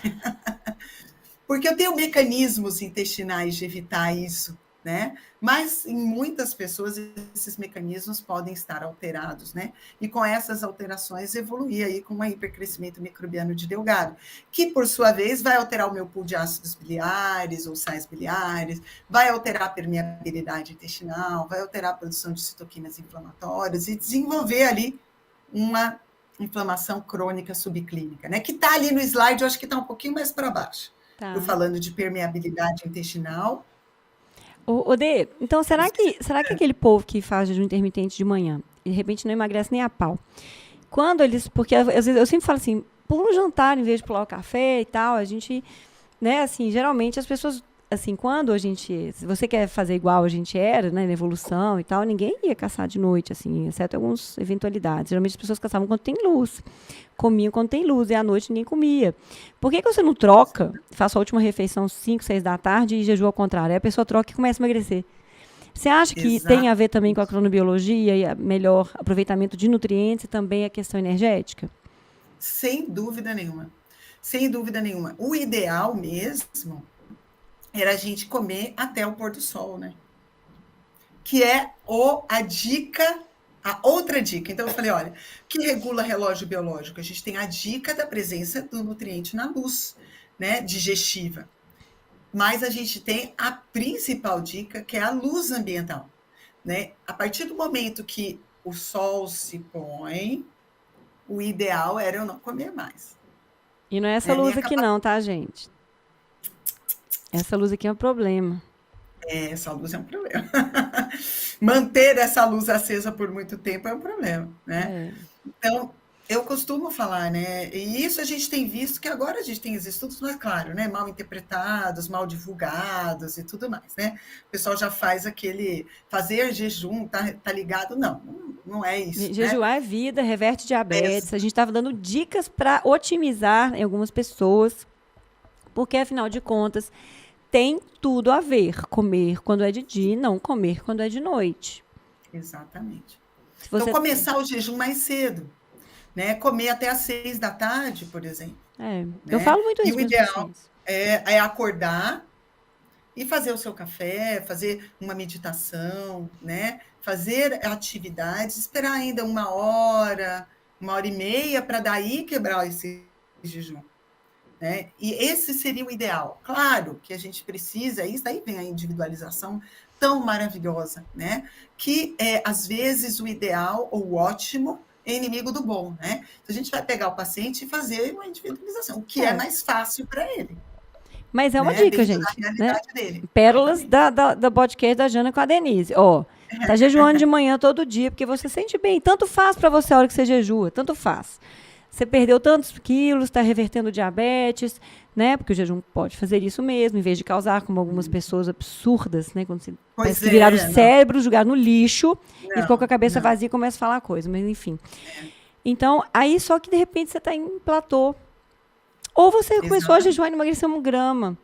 Nós estamos dando uma dica aqui, talvez não seja nada disso, talvez seja a sua tireoide e tal, mas digamos que vale a pena você tentar jejuar. Tem problema digestivo, não tô empachado, tá? Troca, igual a doutora Denise está falando aqui, vamos trocar? Toma seu café da manhã mais tarde, almoça, janta mais cedo, faça suas 16 horas, assim, de 5 da tarde até, sei lá, 10 da manhã, 9 da manhã. Se fazer isso, seria então ideal. Seria interessante. Né? Não acorda e vai comer também de cara. Então, isso que ela está falando, eu concordo. Às vezes eu tenho dificuldade de fazer isso. Então, para mim é mais fácil pular o café. Mas eu estou bem, assim. Mas já fiz o contrário também. Então, acho que é uma questão de... Agora, a cronobiologia é fascinante, né, Denise? Os reloginhos no fígado, gente. Metade dos genes do fígado ligam de dia. A outra metade só de noite. Tem aquele paper, é a coisa mais linda com os reloginhos, assim. Eu peguei aquele paper, eu ficava olhando para ele, assim, imprimi, só para olhar aquela fotinha do fígado cheio de reloginho. Nossa, é demais. É bonitinho demais. A inteligência, né? Do sistema, é maravilhoso. Nossa, depois a gente, Deus não existe, eu fico assim me perguntando como pode ter um relógio. Metade dos genes ligam de dia, no mesmo órgão, metade à noite. Enfim. Vou acabar de perguntar aqui. Nós temos que falar mais sobre a síndrome metabólica do intestino, mas é porque realmente essas perguntas estão inteligentes aqui, tá ajudando a gente. Tratando de colo irritável, com dieta de baixo FODMAP, não melhora. né? Aí, gente, essas perguntas não tem nada a ver com a microbiota e a síndrome metabólica. Então, o que nós vamos fazer? Se der tempo no final, a gente responde o que não tem nada a ver com o tema, tá bom? Isso. Aí, sim, o uso excessivo de própolis ou alho pode reduzir a microbiota? Pode atrapalhar alguma coisa em termos de síndrome metabólica, Dê? Então, pode, né? Tudo que é agressivo para a microbiota, a gente tem que tomar cuidado. Por exemplo, ozônio, né? Tem gente que fala, eu fiz ozônio, foi ótimo, mas a gente sabe que o ozônio também é agressivo. Então, tudo depende da frequência, da quantidade e do indivíduo. Então, até coisas que são boas podem se tornar ruins, né? Na dependência do histórico daquela pessoa. Por exemplo, uma pessoa que teve uma tendência a ter menos microbiota, que também é uma disbiose, também, por exemplo, por uso de antibióticos, eu tenho que tomar mais cuidado com alguns fitoterápicos. Ou até, por exemplo, com a cúrcuma, com o alecrim, com o orégano. Então, as pessoas vêm e falam assim, às vezes se automedica demais. Orégano né? mata os fungos, né? Exatamente, é muito antifúngico, né? O alho, né? A própria alicina do alho é super antifúngico. O própolis é antifúngico também. Tudo a gente tem que tomar cuidado, né? Não é porque uma coisa é boa que eu posso tomar banho dela. A microbiota ela é muito sensível. Então, a gente tem que tratar com carinho. Pode alterar? Pode estar por trás também de aumentar a possibilidade de síndrome metabólica? Se alterar a composição da microbiota, pode. Então, uma pessoa com disbiose obesa, você vai refletir sobre alguns suplementos que poderiam interferir na microbiota antes de equilibrar essa microbiota. É isso que você está falando? Exato. Entendi. Isso. Vocês entenderem, né, gente? Então, assim, vale a pena refletir, porque eu vejo vocês tomando tudo que vocês veem pela frente e pensar, isso é bom. Põe no balde. Põe mais. Põe mais. Yuka pergunta, se uma pessoa tem síndrome metabólica, com gordura no fígado, pressão alta, e depois consegue reverter estes sintomas com low carb. Então, a pessoa tinha síndrome metabólica, curou pressão alta, curou obesidade, está ótima, lá sequinha, barriga de tanque. Poderia deixar a low carb e começar a introduzir batata, arroz? Está perguntando para mim? Doutora Janaína, mas eu quero que a Denise responda isso. Para mim, minha resposta, sim, com moderação. Vai depender da sua genética, da sua resistência insulínica. Se você era diabético, provavelmente não. Mas se você era um diabético que perdeu 40 quilos, provavelmente sim. Porque com 40 quilos a mais, seu pâncreas não aguenta. Com 40 quilos a menos, ele aguenta de forma moderada, sem ganhar peso de novo. Então, eu não acho que, às vezes, uma dieta pode ser utilizada como uma ferramenta. Às vezes, ela é um estilo de vida. Depende da pessoa, da genética e do que ela respondeu. Tá bom? Agora, em termos de microbiota e de se pode reintroduzir, se isso vai atrapalhar, acho que a Denise vai falar igual eu, mas vamos ver. Denise, o que você acha? Não, tudo depende da quantidade também, né? Se a gente está falando de comida de verdade, né, é óbvio que há uma possibilidade muito maior de você entrar com raízes no geral, né, que são ricas em fibras, em fitoquímicos. É muito diferente da gente voltar a comer carboidrato, mas um carboidrato do pão, do bolo, do macarrão, do doce, da bolacha recheada, né? Então, assim, não dá para comparar uma coisa com a outra. Mas em quantidades moderadas, né, desde que você não perca a mão, eu acho importante, sim. Tem Até voltar. Tem aqueles estudos com pacientes celíacos, gente, que é interessante. Nos Estados Unidos, né, o povo, assim, tem doença celíaca, eles não comem trigo, tá certo? Certo? Então, só que quando tira o trigo, né, aí eles morrem mais. Aí, não, porque no trigo tem uma fibra muito importante, mas não é isso. É porque eles só comiam comida processada, não comiam comida de verdade, fibras, mandioca, batata doce, cenoura, essas coisas saudáveis. Aí, quando tira o glúten, eles trocam tudo por zero glúten. Só que esse zero glúten é comida processada. Aí fica aquela coisa na cabeça de que pão é bom para a saúde. Tipo, tem uma fibra que só tem no pão, que é maravilhosa no pão. Aí meus nutricionistas postam no Instagram, porque tirou o pão, morreu de infarto. O pão era bom, não parem de comer pão, glúten é bom para você. Não é isso. Não. É porque o que essas pessoas comiam antes de fibra? Era só pão, macarrão, que tinha lá a fibra do trigo. Pão integral, 57 grãos, sei lá, né? E agora, ela tirou isso e foi comer um muffin de arroz com açúcar, porque é sem glúten. exato. Então, o que ela está falando? Que quando você reintroduz a comida de verdade, e os tubérculos são muito legais, e o O'Brien, no livro dele, ele mostra nas aulas dele, eu achei até legal, muitos artigos interessantes, que quando você reintroduz esses tubérculos, eles também atraem bactérias boas, né? Eu queria que você falasse um pouco sobre isso. Porque eu fiz dieta Exatamente. carnívora, tá, gente? Mas eu não sou contra tubérculo, não. Eu como também tubérculo. Eu tô tentando, inclusive, cuidar do meu intestino comendo um pouquinho de tubérculo, porque eu faço low carb, mas eu já posso comer carboidrato, não tem enxaqueca mais. Queria que você falasse sobre isso. O que os tubérculos têm e por que eles são diferentes para repovoar o intestino de bactérias boas quando a gente quer realmente ter uns convidados legais no intestino em vez daqueles convidados inconvenientes. É a presença das fibras solúveis, tá? Que estão nos tubérculos. Claro, né? O alimento íntegro, ele é uma sinergia, né? De nutrientes. Não é só a fibra solúvel, acompanha, né, os carotenos, por exemplo, como a batata doce laranja que eu comi hoje na hora do almoço, né, o beta-caroteno. Então, a gente tem outras substâncias e fitoquímicos que são muito importantes para a composição de microbiota. Importante a gente falar isso, Jana, pelo seguinte: a gente vê hoje, atualmente, até na medicina funcional integrativa, uma tendência, por exemplo, a tratamentos injetáveis. E muito do que se fala dos tratamentos injetáveis, é porque o paciente não absorve, né? Então, o paciente está com uma dificuldade de absorção. Mas você sabia que o nutriente passar pela microbiota é importante para a composição da microbiota também? Então tem que fazer os dois, ué. Tem que fazer os dois, exatamente. A suplementação por via oral, mesmo que você fale assim, olha, não está subindo, né, o que eu gostaria que subisse, ela também é importante para modular a composição de microbiota. Então, é por isso que a gente fala que alimentos íntegros são importantes na luz intestinal, porque eles são um conjunto de fatores, não é só a fibra, né, mas especialmente a fibra solúvel, né? No caso das raízes aí, as fibras solúveis são muito importantes para o aumento, principalmente, dos bifidobactérios, que são um tipo de bactéria aí muito boa, inclusive para a síndrome metabólica. Hoje a gente tem o pessoal, inclusive, quer dar bifidobactéria, quermância, tudo para emagrecer, né? Mas não quer parar de comer açúcar dele. Pois é.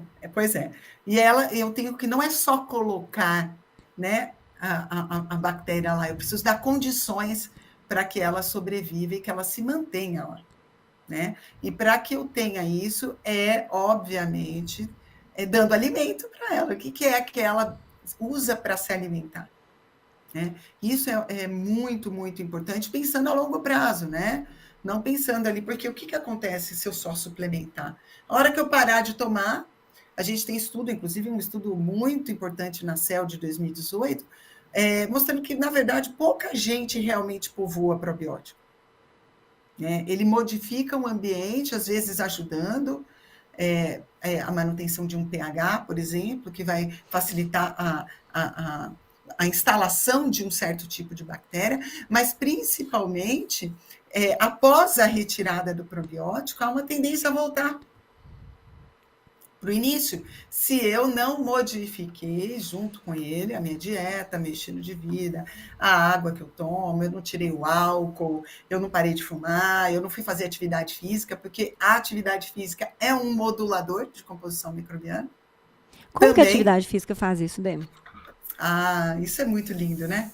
Isso é muito lindo. A atividade física por meios diretos, né? Então, a partir da secreção de hormônios que são liberados durante a atividade física, as próprias endorfinas, né? São importantes e moduladores imunológicos, né? Então, modulam o sistema imunológico intestinal também, né? Então, as endorfinas são importantes. A gente tem um hormônio que chama irisina, que está relacionado à melhora da composição corporal, né? E também é liberado durante o exercício e tem atividade na microbiota intestinal. E a gente tem efeito mais óbvio, assim, atividade física melhorando a circulação sanguínea no leito esplâncnico, né? Que é o leito que irriga os órgãos abdominais. Eu melhoro a permeabilidade intestinal e melhoro a troca de oxigênio, né?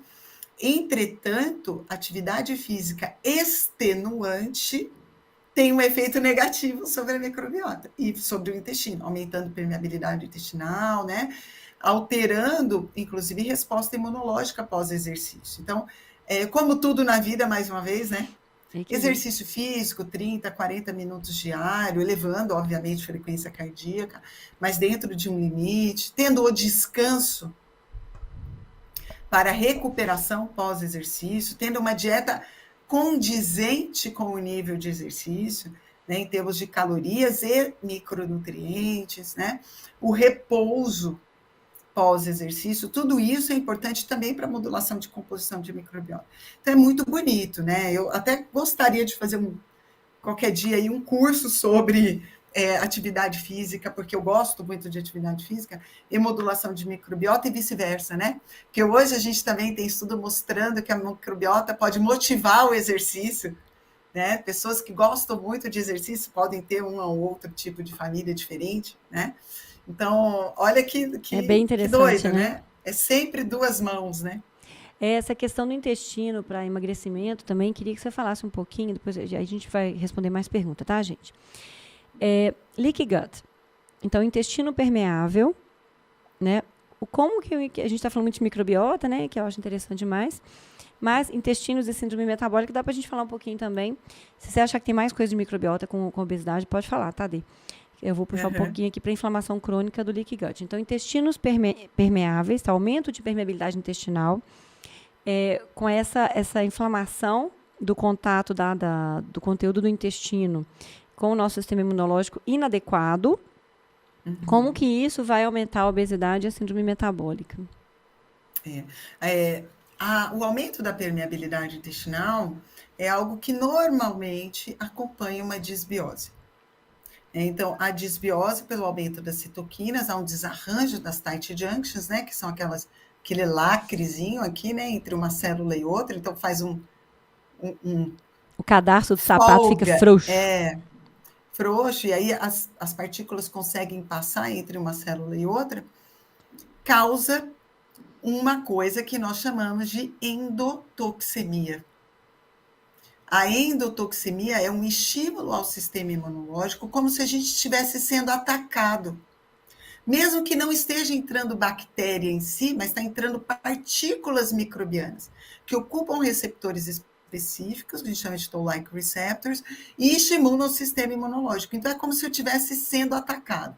Esse sistema imunológico hiperativado é que vai levar ao aumento da resistência insulínica, o aumento da secreção de hormônios e neurotransmissores envolvidos com o estresse crônico, né, levando aí um aumento do tônus simpático, levando a uma possibilidade maior de obesidade. Claro, né, gente, não é só a permeabilidade, né? Mesmo que a permeabilidade, ela nunca é sozinha, né? Normalmente ela está acompanhada de uma disbiose, a disbiose está acompanhada de uma dieta de má qualidade, né? Então, uma coisa vai se somando à outra como uma bola de neve, né? E hoje o que a gente mais tem estudado, inclusive, é a esteatose hepática, que vem, né? Hoje ela até mudou de nome, né? Já tem uma discussão muito grande relacionada a esses nomes, ou essa nomenclatura da esteatose hepática que acompanha a síndrome metabólica, mas ela tem a ver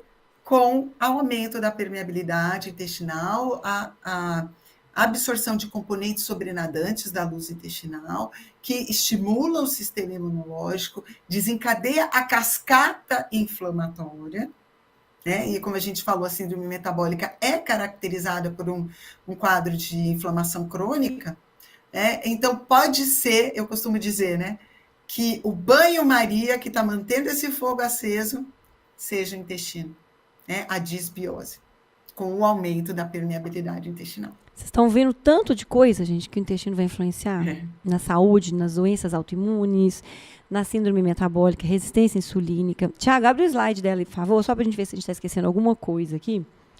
Vai lá, Dê. Vê se você cobriu tudo aí. Microbiota influenciando permeabilidade intestinal, influenciando a atividade imunológica, né, que a gente acabou de falar, a endotoxemia, né? A microbiota também influencia na obtenção e metabolismo de nutrientes, né? Então, nutrientes que são importantes para a desinflamação, né? Como, por exemplo, vitaminas do complexo B. Né? A microbiota pode influenciar muito a obtenção do ácido fólico. Lembrando que ácido fólico, né, ele precisa ser hidrolisado na membrana, né, no enterócito para ser absorvido. Então, eu preciso ter contato direto, né, com o enterócito para que ele seja absorvido. Né? Então, as vitaminas do complexo B, no geral, né, podem ser usadas pela microbiota também, ou podem ser roubadas pela microbiota. O ferro, né, é um nutriente que a gente sabe que está diretamente relacionado à atividade tiroidiana, por exemplo, a conversão do hormônio T4 e T3, né?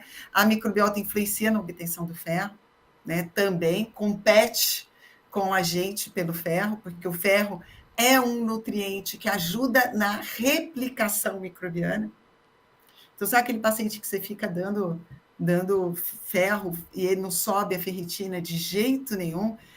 Ele pode ter uma gastrite atrófica, mas às vezes não tem. E você fica ali, gente, por que não sobe? A microbiota está pegando tudo para ela, então tem que tomar muito cuidado com isso também, né? Então, existem ações diretas e indiretas. Põe o próximo slide, que eu vou mostrar aqui um artigo, esse aqui, ó, que foi um artigo desse ano, agora, de 2024, né, que é um estudo randomizado, um estudo clínico randomizado, avaliando a eficiência, por exemplo, da suplementação de simbióticos nos níveis de endotoxina. Olha lá a endotoxemia, né, que a gente acabou de falar, da permeabilidade intestinal aumentada e a absorção de componentes da microbiota que não deveriam ser absorvidos, e os níveis ali de trimetilamina, né, que é em pacientes com dislipidemia, olha aí, síndrome metabólica, né? Então, eles pegaram e fizeram 2 grupos. Um grupo, que foi o grupo de intervenção, se eu não me engano, acho que era um N pequeno, tá? Porém, era duplo cego, tá? Então, eles usaram no grupo de intervenção, acho que eram 58 pacientes. Eram 3 bilhões de cepas com 5 gramas de 3 bilhões, só que, ó, já tem um erro aí no estudo, porque eles não usaram cepa padronizada, tá? Então, não tem ali a letra e o número, né? O nome e o sobrenome, só tem o nome genérico da cepa, tá? Mas eles usaram, não foi muito, né? 3 bilhões, com 5 gramas de Fos, que é um pré-biótico, e usaram 2 vezes ao dia por 12 semanas, e houve diminuição. No próximo slide dá para ver, ó. Houve diminuição dos níveis de glicose em jejum, houve diminuição dos níveis de triglicérides, só com essa intervenção. Então, aqui, ó, nesse resultado, olha só, endotoxemia, né? Então, eles mediram a endotoxemia, ou seja, que tem a ver com a permeabilidade dos intestinos. Então, antes da intervenção, eles tiveram aí uma redução, ó, de 3,94 para 3,05. Tá? Depois da intervenção de 12 semanas. Isso foi usado 2 vezes ao dia por 12 semanas. E né? O P foi significativo nesse. E foi significativo.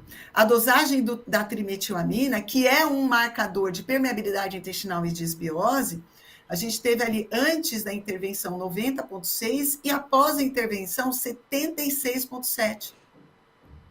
Tá? E um P também relevante.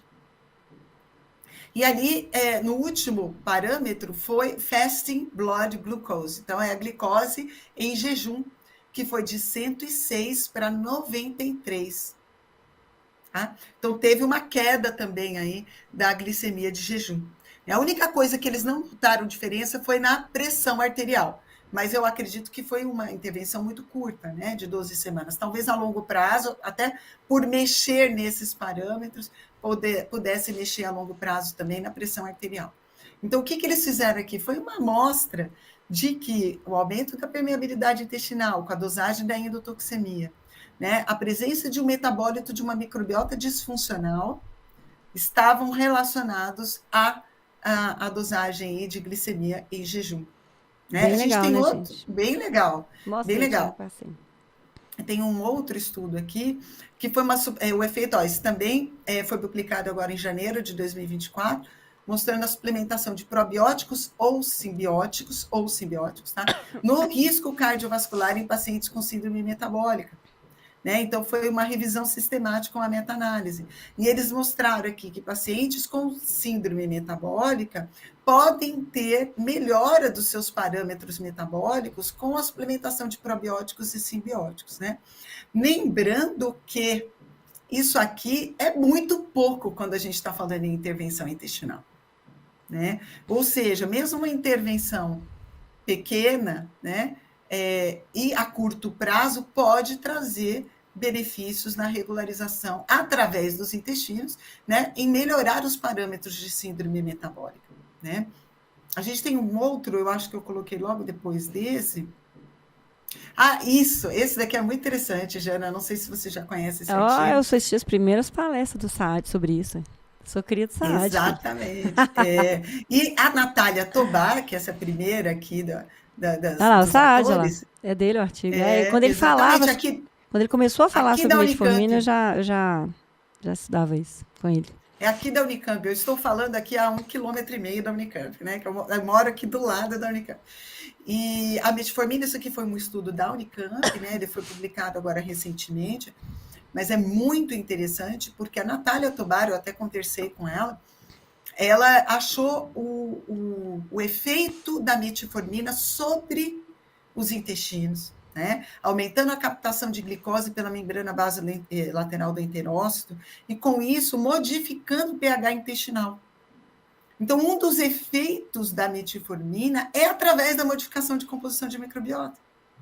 Não só, né, os efeitos dela diretos sobre o fígado, mas também sobre a mudança de composição de microbiota. E a gente sabe que, por exemplo, a metformina é uma substância que aumenta a presença da Akkermansia nos intestinos, que é uma bactéria que está envolvida na melhora da síndrome metabólica e também no aumento da longevidade, né? E na prevenção de câncer. Prevenção de câncer, né? Diminuição de estresse oxidativo, tudo mais. Então, claro, obviamente, né, que nada... não estamos induzindo ninguém a tomar metformina aqui, porque metformina reduz também a absorção de B12, tem outras coisas que precisa ser. Tem gente que não tolera também. E não tolera, exatamente. Né? Mas o que é interessante, para que haja essa alteração, é preciso que a metformina passe pelos intestinos. Então, ela tem que ser por via oral. Né? E já tem uma discussão que provavelmente os efeitos na composição de microbiota da metformina são melhores quando é uma metformina sem modificação farmacocinética, né? Ou seja, aquela metformina básica, não a XR, né? Não aquela de efeito prolongado, mas sim a metformina básica. Então, eu trouxe aqui porque o próprio hipoglicemiante pode ter um efeito a partir dos intestinos, modificando a composição de microbiota, né? As novas drogas também hipoglicemiantes, né? Como os próprios análogos de GLP-1 e o SGLT, né? Como fala? SGLT2, que é o Isso, 2, né? Isso, que é o Forxiga, né? Se eu não me engano. A DAPA. Eles também alteram a composição de microbiota, tem uma associação.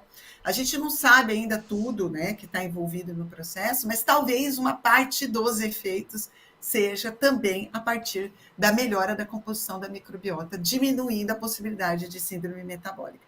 Os próprios SGLT1 e 2, né, eles estão relacionados também a uma diminuição de doença cardiovascular. Né? Melhora do desfecho cardiovascular. Então, provavelmente, também tem um efeito aí na composição de microbiota. Ainda precisamos saber mais, né? Claro que nada é a panaceia, né? Sempre precisa ser avaliado sob todos os ângulos, mas dentro de uma realidade com acompanhamento, é interessante. A gente fica subestimando, a gente acha que a gente subestimou demais o intestino, achou que era apenas um lugar de absorver nutriente. Ninguém nunca pensou no intestino como um órgão endócrino, como um órgão produtor de neurotransmissores, né? Como um órgão capaz de influenciar tratamento de depressão, tratamento de doenças autoimunes, né? Então, como que a alimentação pode mudar a microbiota e aí mudar o desfecho de uma doença? Mesmo uma doença inflamatória intestinal. E como que a comida processada destruiu as pessoas. De fora para dentro e de dentro para fora. Principalmente de dentro para fora do intestino. Rebentou tudo, né? O fast food aí. Exato. E quando a gente pensa em calorias por calorias, né? que infelizmente dominou por muito tempo a medicina e a nutrição. Domina, né? Domina. Tem Ainda, professor né? do FMG que vomita isso de manhã, de tarde e de noite.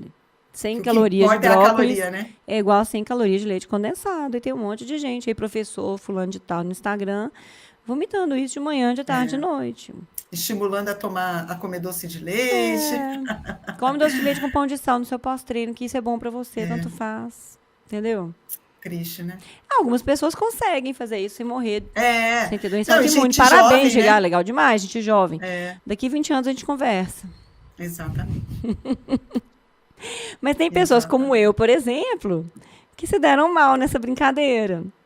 Com certeza. Que tinham uma tendência a ter doença autoimune, né? Que tinha um monte de alteração epigenética, que não sabia, e aí foi desenvolvendo doenças, né? E aí, quando você procura ajuda, vem umas pessoas limitadas cognitivamente falando isso. Não tem nada a ver, coma pão de sal com doce de leite, é besteira, glúten não faz mal. Então, por causa dessas pessoas inúteis à saúde, e eu falo, vocês são inúteis à saúde, por causa de vocês, eu demorei anos a me curar da minha intolerância não celíaca ao glúten, que vocês falam que não existem. Não existe, né? Então, é um desserviço à saúde. Porque para aqueles que toleram, bom para eles, não vai fazer diferença nenhuma, mas para nós... Que é uma porcentagem grande, que não pode ser ignorada. São anos de sofrimento, batendo cabeça no consultório de vocês e ouvindo as respostas erradas. Sofrendo, cara. Vocês deviam ter vergonha, deviam sentar a bunda na cadeira e estudar mais, para não falar essas coisas, porque vocês têm influência nas redes sociais, tem pessoas doentes que não vão encontrar a cura delas, nem o tratamento tão cedo, porque elas estão seguindo vocês. E elas acham que realmente não faz diferença nenhuma, nem tentar tirar a comida processada na cura delas. Como eu, graças a Deus, tirei. E fez diferença em pouco tempo. Para mim e para vários pacientes que eu atendo. Sim. Então, eu falo isso, eu não tiro o arroz e feijão do povo, não. Meu filho come arroz e feijão. Mas eu acho que tem pessoas que os grãos não vão tão bem. A gente tem que ouvir as pessoas e dar opções.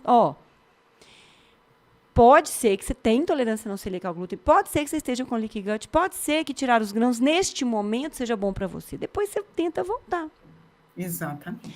Porque não tem uma coisa que é bom para todos, nenhuma coisa que é ruim para todos. Né, Dê? Nem o tempo todo. E nem o tempo todo. Por exemplo, eu já passei anos sem conseguir comer carne de tanta desbiose. Depois foi a única dieta carnívora com carne vermelha que me deixou bem. Então, tá vendo? E hoje eu estou tentando voltar a comer as outras coisas, porque eu gosto de comer coisa colorida. Eu quero comer minhas fibras, eu gosto. Acho que é bom a minha ideia de comida balanceada, é um pouco de tudo. Então, assim... Mas você vê, né? Exatamente isso. Sim. O ser humano não é igual, nem ele mesmo o tempo todo, quanto mais uma pessoa a outra. E a gente não pode se generalizar, principalmente hoje, que tem essa guerra de retórica. Exatamente. Né? De ficar desacreditando profissionais sérios, como eu, como a doutora Denise, porque vocês têm preguiça de estudar aquele pouquinho a mais. E porque vocês não passaram, é mais fácil, né, para ganhar seguidor. É mais fácil acabar com quem emite a mensagem do que acabar com a mensagem. Porque vocês nunca pegaram ninguém com uma candidíase disseminada por causa de uma síndrome poliglandular autoimune. E aí vocês falam que não existe síndrome fúngica, que não existe nada disso. Não tem candidíase sistêmica. Vocês nunca abriram um livro de endócrino para estudar, por exemplo, estou dando um exemplo ridículo, uma síndrome poliglandular autoimune que tem uma candidíase sistêmica. Aí a pessoa está lá, candidíase de esôfago, onicomicose, candidíase vaginal, mas isso não existe. Exato. Pelo menos com cândida, está no livro de endócrino há mais de 30 anos. Assim, é uma coisa... Então, você pega várias pessoas com alguns quadros que ninguém resolve, cara.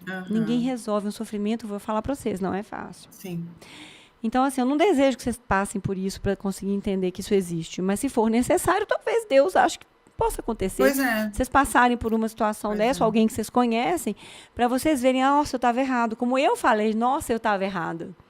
Eu também. Né? Eu também era dessas falou, que não acreditava em nada disso. Eu estava lá na faculdade, tanto faz. Você vai olhar gramas de carboidrato aqui, entendeu? É só isso que importa. Se você aplicar insulina para o que você come, você tem que ter um bom controle. Se você não tem um bom controle, ou você está fazendo conta errada, ou você não está aplicando, você não faz rodízio, a culpa é sua. Eu não tenho responsabilidade nenhuma. É isso que a gente fazia, até a gente entender que não é isso, né? Não é isso. Pois é. Né? Vou perguntar mais coisa para você, Dê.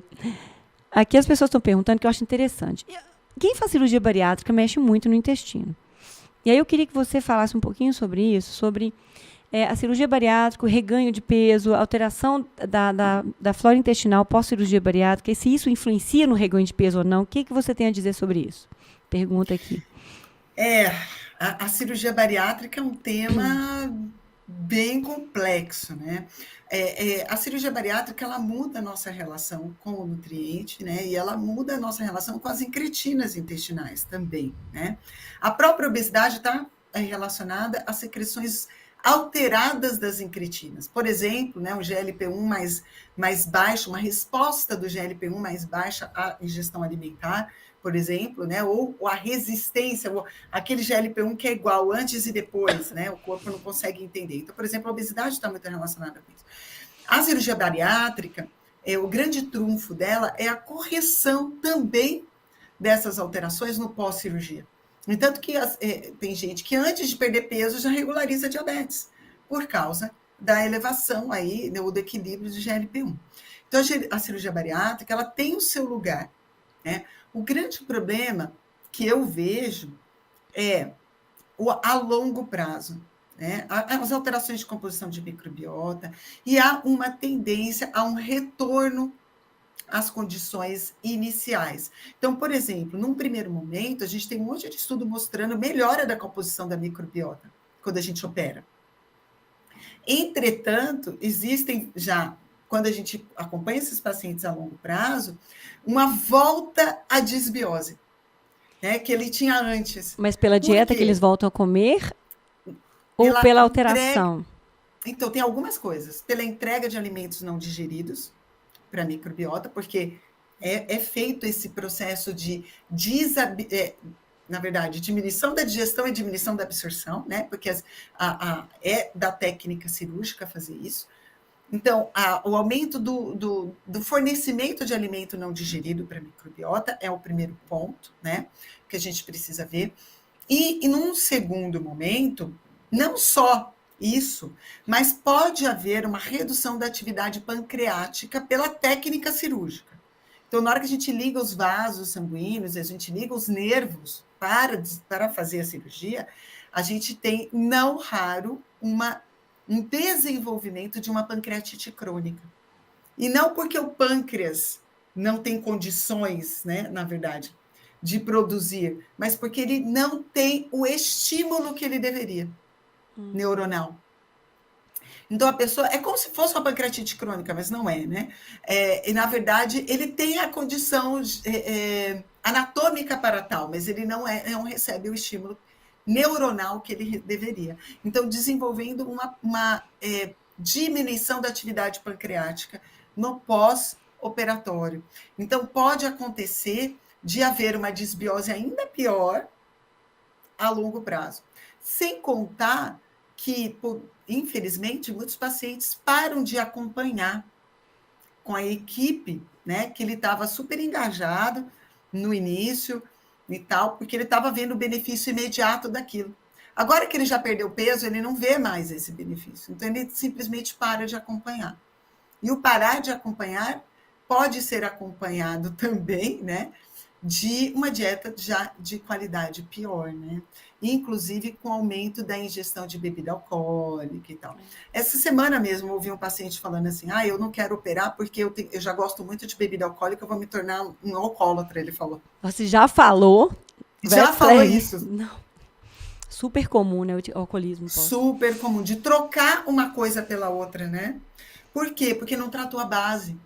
Existia ali um desequilíbrio de neurotransmissores, né? Um déficit de dopamina, e ele usava a comida como a fonte disso.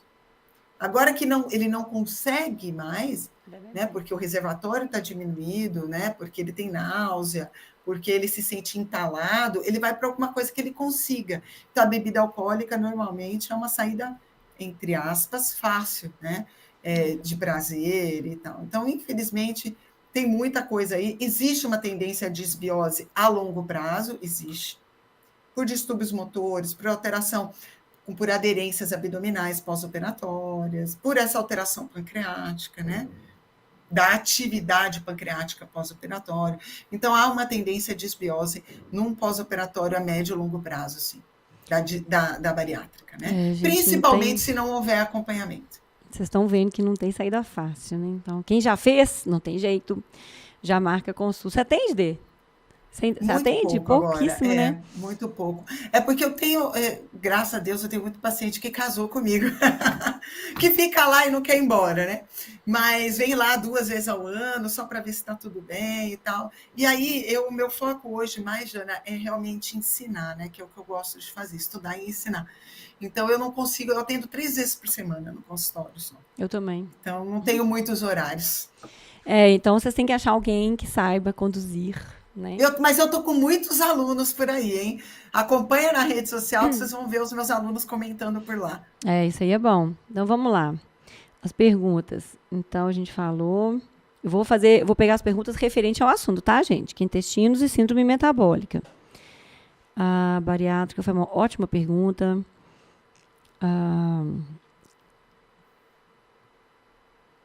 Devemos fazer uso de probióticos ao uso de antibióticos? Tá. Então, o medo aqui é usar antibióticos, dar desbiose e isso atrapalhar o metabolismo. Então, usar probiótico junto com antibiótico, enquanto você está tomando antibiótico lá, faz diferença? É ruim? É bom? Usar antes, usar depois, para tentar repor? A gente não estimula. Isso meio caiu por terra já. Eu tenho até acho que é um Rios falando sobre isso na minha rede social. Isso veio após um questionamento em 2018, também de um artigo da Cell, mostrando que o uso de probióticos atrasa a recomposição da microbiota. Então, o ideal é você reforçar a sua dieta em fibra, em pré-biótico, após o antibiótico, para assegurar que haja alimento para a sua microbiota se recompor. O ideal seria fazer um transplante fecal com as suas próprias fezes, mas ainda não estamos. Tira as fezes antes. O ideal seria: vou começar, faço o meu cocô e congelo. Não, o meu já é um lixo de qualquer jeito. Eu tinha que pegar de outra pessoa já para fazer um transplante de uma boa. Pronto, pega de alguém aí, facial. Difícil é achar, né? Difícil é achar. Difícil é achar. Mas aí guardar essas fezes e reimplantar depois. Esse seria o ideal. Tá. Tem uma pergunta aqui sobre cheiro ruim nas fezes, quer dizer desbiose? Então, por exemplo, a pessoa quer melhorar o metabolismo dela e ela tem as fezes com cheiro muito ruim. Aí, isso pode dizer que tem muita desbiose? O que ela tem que olhar? Tem relação, sim, com desbiose. Tem por causa dos gases produzidos pela microbiota disfuncional. Então, a gente tem aí algumas aminas biogênicas, como a cadaverina, a putricina, né, que são a partir de aminoácidos ornitina e lisina. Então, por que a microbiota vai produzir isso? Normalmente, ela produz quando não existe fonte de carboidrato complexo para ela. Tá? E aí ela usa como via alternativa para obtenção de energia a descarboxilação proteica. E aí, com isso, ela acaba produzindo as aminas biogênicas, né? E aí isso tem cheiro ruim, né? Primeira coisa, né? E o sulfeto de hidrogênio, que tem um cheiro de ovo podre, né? Que vem de compostos sulfurados. Então, pode ser também... normalmente, a microbiota não rouba tanto enxofre assim para ela. Que o enxofre é importante para o detox hepático, tá? Então, a gente precisa absorver. E o que fazer? A microbiota tá... isso daí é desbiose. Começar com o nutricionista. Tem que ajustar a dieta, a quantidade desses compostos na dieta. Então, gente, vocês estão vendo que o nutricionista é essencial, né? Essencial. Essencial. Para tratar o intestino, não dá sem o nutricionista. Gente, a Priscila Fantini fez várias perguntas, mas todas relacionadas à saúde dela, nesse momento, com o quadro dela. Eu vou te pedir para agendar uma consulta, Pri. Isso aqui não é o objetivo do podcast, uma consulta para vocês. A gente tira dúvidas genéricas. Eu sei que vocês ficam angustiados, mas nem seria adequado responder, porque a gente poderia errar. É perigoso, né? Exatamente. Errar por falta de informação adequada, que é sentar olho no olho, entendeu? Então, não levem a mal, não. Não é, negando informação, é porque a gente tem que ter mais informação. Consulta aqui, é mais de 1 hora cada uma. Se você for consultar com a Denise, com certeza é 1 hora de consulta ou mais. Comigo também. Então, não dá para ler 3 perguntas e falar tudo que você fez, o que você tem que fazer daqui para frente, você desculpa. Viu, gente? Entendam isso, que isso aqui não pode ser uma consulta médica, tá? Qual exame é mais preciso no diagnóstico da microbiota? A pergunta dele, biorressonância ou bioimpedância? Nenhum dos dois. Biorressonância da microbiota, Denise? Então, né? Tem muita gente que usa, né? Qual a evidência? Existe alguma evidência? Vou perguntar mais Não, fácil de você responder, menos não, politicamente mais correto. Existe alguma não, evidência na literatura de que a biorressonância seja um exame fidedigno para qualquer coisa não, referente a intestino? não. Não, eu nunca li nada na Infelizmente, literatura a não. respeito também. Já procurei, Não, tá, gente? não. Infelizmente, não tem, né? Então, qual é o exame bom para a gente ver microbiota? Eu prefiro, para mim, o mais importante de todos é o exame de fezes geral. Não necessariamente ver a composição de microbiota, nome e sobrenome de quem está lá dentro, porque isso é apenas um dos fatores que importam para aquele indivíduo. Porque o que é mais importante, o que essa microbiota faz diante daquela dieta e naquele indivíduo com aquela genética. Então, o ideal seria, e a gente ainda não está nesse momento, é que a gente fizesse metabolômica de todo mundo. Por que a gente ainda não está nesse momento? Porque a gente não tem todos os metabólitos, né, que a gente poderia dosar e nem correlacionar esse metabólito com aquele indivíduo específico. Então, a gente ainda está num período antecedente a isso, né? Nós estamos engatinhando. Então, eu prefiro avaliar o exame coprológico funcional, porque aí eu vejo, naquele indivíduo também é uma fotografia, não podemos esquecer disso. Ele só vai ter uma importância naquele indivíduo, naquele momento, diante daquela dieta, daquele ambiente, daquele estresse e tal, mas é um exame muito mais acessível, né, para a maioria das pessoas. Então, o exame coprológico funcional, que inclusive é feito pelo SUS também, tá? É um exame que não é muito fácil de interpretar. Então, no meu curso, por exemplo, de disbiose, a gente tem uma aula só de avaliação de 2 horas de avaliação de coprológico. Então, é um pouco complicado, mas dá sim para a gente avaliar e é muito mais acessível, né, para as pessoas essa avaliação. Aí a gente tem a análise de gases expirados, a gente tem a dosagem de outras substâncias importantes nas fezes, como a histamina, a zonulina, a melatonina, que hoje a gente também pode dosar, os sais biliares, né? Então, na dependência do quadro clínico e do indivíduo, a gente pode fazer um exame muito mais amplo, né? Que aí vai encarecendo, obviamente, o exame, mas existe uma infinidade de marcadores que a gente pode pedir nas fezes também. De repente, uma pessoa que não tinha diarreia, passa a ter muita diarreia, faz um coprológico funcional e está lá com amido modificado. O que você diz a uma pessoa que não tinha isso antes, né? É possível que a pessoa pare de digerir por disbiose algumas coisas? O que fazer? Pode. A gente pode usar enzima, mas só enzima é o indicado ou tentar recompor essa flora e tentar melhorar essa digestão? Qual que é a sua conduta nesses casos, Dei? Normalmente, a enzima é o primeiro, né, suplemento que passa pela nossa cabeça. Em algumas pessoas, só a enzima vai ser suficiente, porque ela já vai roubar alimento da microbiota, o que vai levar a uma tendência de equilíbrio, né?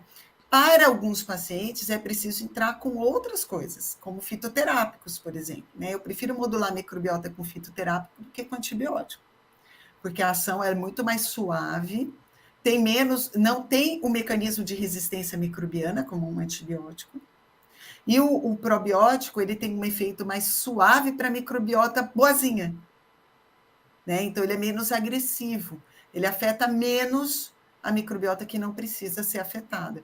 Então, eu prefiro usar fitoterápico, né?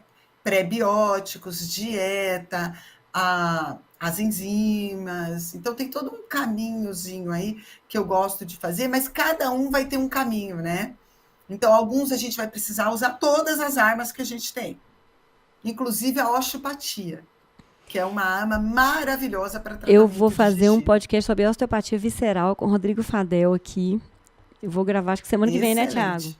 Assistam, ele fez em Madrid 5 anos de osteopatia. Ele é fantástico. Inclusive, eu Eu comecei a tenho uma fazer. osteopata que Muito me legal. acompanha em todos os meus cursos, que é o Dr. Fabrício Lopes. O Fabrício também é professor da minha pós-graduação e é quem atende meus pacientes, porque ele é daqui da região, e é uma pessoa, assim, sensacional também. Então, assim, dei uma olhada no trabalho do Fabrício, que vale a pena também. Interessante. Porque eu comecei a me interessar sobre a osteopatia visceral, né? Eu falei, gente, ninguém sabe nada sobre isso, é muito legal, né? E E todos aí. os meus cursos têm aula Ah, de legal, osteopatia. gente. Tava. Então, olha, Todos. façam, quem tiver. Seu curso é só para médico, nutricionista pode fazer. Pode. Nutricionista pode. Então, Aliás, deve, né? deve. Porque diferente da endocrinologia, né? Que o hormônio não pode ser prescrito pelo nutricionista. O primeiro tratamento para disbiose é a dieta. A gente precisa dele, né? Pois é, então Então, indico aí que os deve. nutricionistas façam esse curso da D. Aonde você tem curso, D? Fala aí dos seus cursos. Eu tenho pela Plenitude a pós-graduação, né? A gente já está na 7ª turma. E eu tenho os cursos também para profissionais, que são os cursos avulsos, que agora é a minha formação avançada em disbiose intestinal. Que a gente acabou de fechar as inscrições, a gente vai relançar provavelmente em maio. Então, fiquem atentos aí, quem é profissional de saúde, para entrar novamente aí na nossa formação. E a gente está fazendo atualizações. A gente já fez a eixo intestino-cérebro e a gente vai ter uma nova atualização agora para maio também, que ainda não foi divulgado o tema, mas é tudo relacionado com a microbiota e outros sistemas. Aí, gente, então acompanhe o Instagram da doutora Denise, porque ela vai lançar esses cursos lá e o YouTube dela também, que é o Instituto Denise Denise de de Carvalho. Carvalho. Então, Instituto Denise de Carvalho é o YouTube. E tem o canal no Instagram dele, que é a doutora Denise, né? De Carvalho. Então, sigam ela nas redes sociais, façam os cursos dela. Realmente, eu indico, eu não sou puxa-saco, eu nunca indico ninguém aqui, que eu nem chamo aqui que eu não valorizo muito. Então, pra eu estar falando, porque eu penso assim mesmo, tô puxando o saco dela, ela sabe que eu não puxo sardinha pra ninguém. Eu realmente admiro o trabalho dela. Eu queria poder parar para fazer isso, porque eu acho que... Mas eu acho que eu vou ter que marcar uma consulta com você, né? Não vai ter jeito, não. Tá? Aqui, só uma última pergunta. A última pergunta aqui, tá? Muita gente fez essa pergunta, então eu acho interessante ver se você responde. Então, duas coisas. A desparasitação. Todo mundo está na moda desparasitação. Todo mundo quer fazer desparasitação, tá? Tá na Não, moda. não sou Então, a favor. pois é, eu quero que você explique por que você não é a favor. E a última coisa, eu queria que você falasse sobre inulina, gomacácea, assim, a diferença dos prebióticos, porque tem gente, fós me dá gases, aí agora, o que eu vou fazer? Exatamente. Então, a diferença dos prebióticos, só essas duas Sim. perguntinhas a gente encerra, tá, gente? Tá. Porque dá para ficar aqui uma semana conversando com a Denise. semana. Já vou marcar a próxima. Vamos Vocês escolham o marcar tema, escrevam aqui o embaixo tema. nos comentários. Tá? Vocês têm uma missão, cada um de vocês compartilhar esse vídeo, esse podcast com 10 pessoas que vocês conhecem, que pode se beneficiar de entender o que é microbiota e síndrome metabólica. Tá? A primeira missão de vocês. Segunda é assinar o canal, cadastrar no sininho e curtir. Tá? E ela vai responder as últimas perguntas e a gente vai ter que encerrar, sinto muito. Então, a primeira pergunta, desparasitação. Muito cuidado, tá? Com a desparasitação.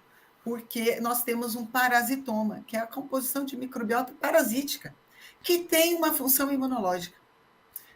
São parasitas que são bonzinhos, que não têm atividade invasiva, tá? E eles estão ali para dar uma coisa que nós chamamos de tolerância imunológica. Então, a desparasitação sem critérios também está por trás do aumento das doenças autoimunes. Então, muito cuidado com... Agora virou a panaceia, que tudo se trata desparasitando. E a gente tem que tomar cuidado, por quê? Porque todo mundo fala, não faz mal. Pode não fazer mal agora, a curto prazo. Mas isso de você ficar repetindo a cada 6 meses e tudo mais... Então, eu sugiro que vocês ouçam o meu podcast. Eu tenho um podcast, mas é só áudio, tá? Nas principais plataformas, iTunes, essas plataformas que a gente tem aí de podcast, em que eu tenho um podcast específico, se vocês quiserem, eu coloco nos meus stories hoje aqui. Fala aí que eu vou achar. Que é o de desparasitação, chama Medicina Descomplicada, e ele está no Spotify também. Tá? E a Coloca gente tem no lá... seu Instagram hoje, nos stories, para a galera ver. Isso. E eu tenho um podcast falando, aí de uns 20 minutos, falando sobre desparasitação. Por que eu não recomendo de forma protocolar? É diferente a gente ter queixas digestivas e um exame clínico e laboratorial sugestivo de parasita, né? Nós estamos falando disso. Se temos uma doença parasítica, óbvio que tem que tratar. Eu sou contra a desparasitação protocolar. Eu vou colocar aqui nos comentários. Eu vou colocar aqui, tá? Para as pessoas verem. Eu já achei, já peguei o link. E vou passar aqui para o Thiago colocar aqui para vocês assistirem, tá, gente? Obrigada. E que eu falo sobre isso, né? Em relação às fibras, inclusive na formação avançada em desbiose intestinal, a gente tem uma aula falando sobre pré-bióticos.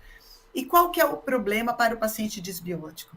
O pré-biótico, que tem uma fermentação muito lenta, normalmente ele causa muita distensão abdominal e desconforto. Então, por exemplo, Foz, Gós, inulina não são bons para os desbióticos. Então, eu preciso dos que são mais, como que eu vou dizer para vocês, mais hidrofílica, tá? Então, mais solúvel. Então, quais são os principais? Né? Goma cássia, goma arábica, o psyllium, tá? Que é o metamucil, por exemplo, que você comentou. Normalmente, eles são mais tolerados. Agora, tudo tem que começar com uma dose menor. Tá? E subindo devagar. E, ao mesmo tempo, como eles são hidrossolúveis, aumentar a ingestão de água com eles, tá? Porque senão vai dar intolerância. Assim. Goma cássia é um, goma arábica é outro, então são muito baratos, né? Vale a pena. A única coisa é tomar cuidado aí. A gente tem outros muito bons, como a arabinogalactana, né? Que é excelente, só que é mais caro, né? Então, esses a gente tem que tomar um pouquinho, né, mais de cuidado aí por causa do custo. Mas goma arábica e goma cássia são super baratos. Né? O psyllium barateou bastante também nos últimos tempos. E tem umas receitas legais de pão com psyllium também que vocês podem fazer. Tem, exatamente. Então tá, gente, que dó, Denise. Gente, são 2 horas, vocês estão muito ninjas aqui acompanhando a gente sem parar. Tô assim... Ó, galera que entrou não saiu, Dê. Muito bom. Que legal, fico feliz. Então, as pessoas estão se inscrevendo no seu canal, Instituto Denise de Carvalho. Eu vou colocar aqui já o Spotify para vocês assistirem ouvirem esse podcast dela. Já está aqui o link, é só clicar e lá ouvir, tá, gente? Então, muitas perguntas não relacionadas, a gente não tem como a gente responder. Vocês viram, né, que ela tinha que falar e aí tem que responder, aí não dá tempo, porque é muita coisa. Mulher é um compêndio, o que eu posso fazer? Chamá-la novamente. E eu começo a falar e eu não paro, né? Vocês viram. Dê, faz uma caixinha de pergunta no seu Insta. O que vocês gostariam que eu falasse lá? E volta. Sim. Tá, volta, Pode porque deixar. a gente vai explorando vários temas. Intestino é infinito, né? E aí vamos salvando vidas no processo.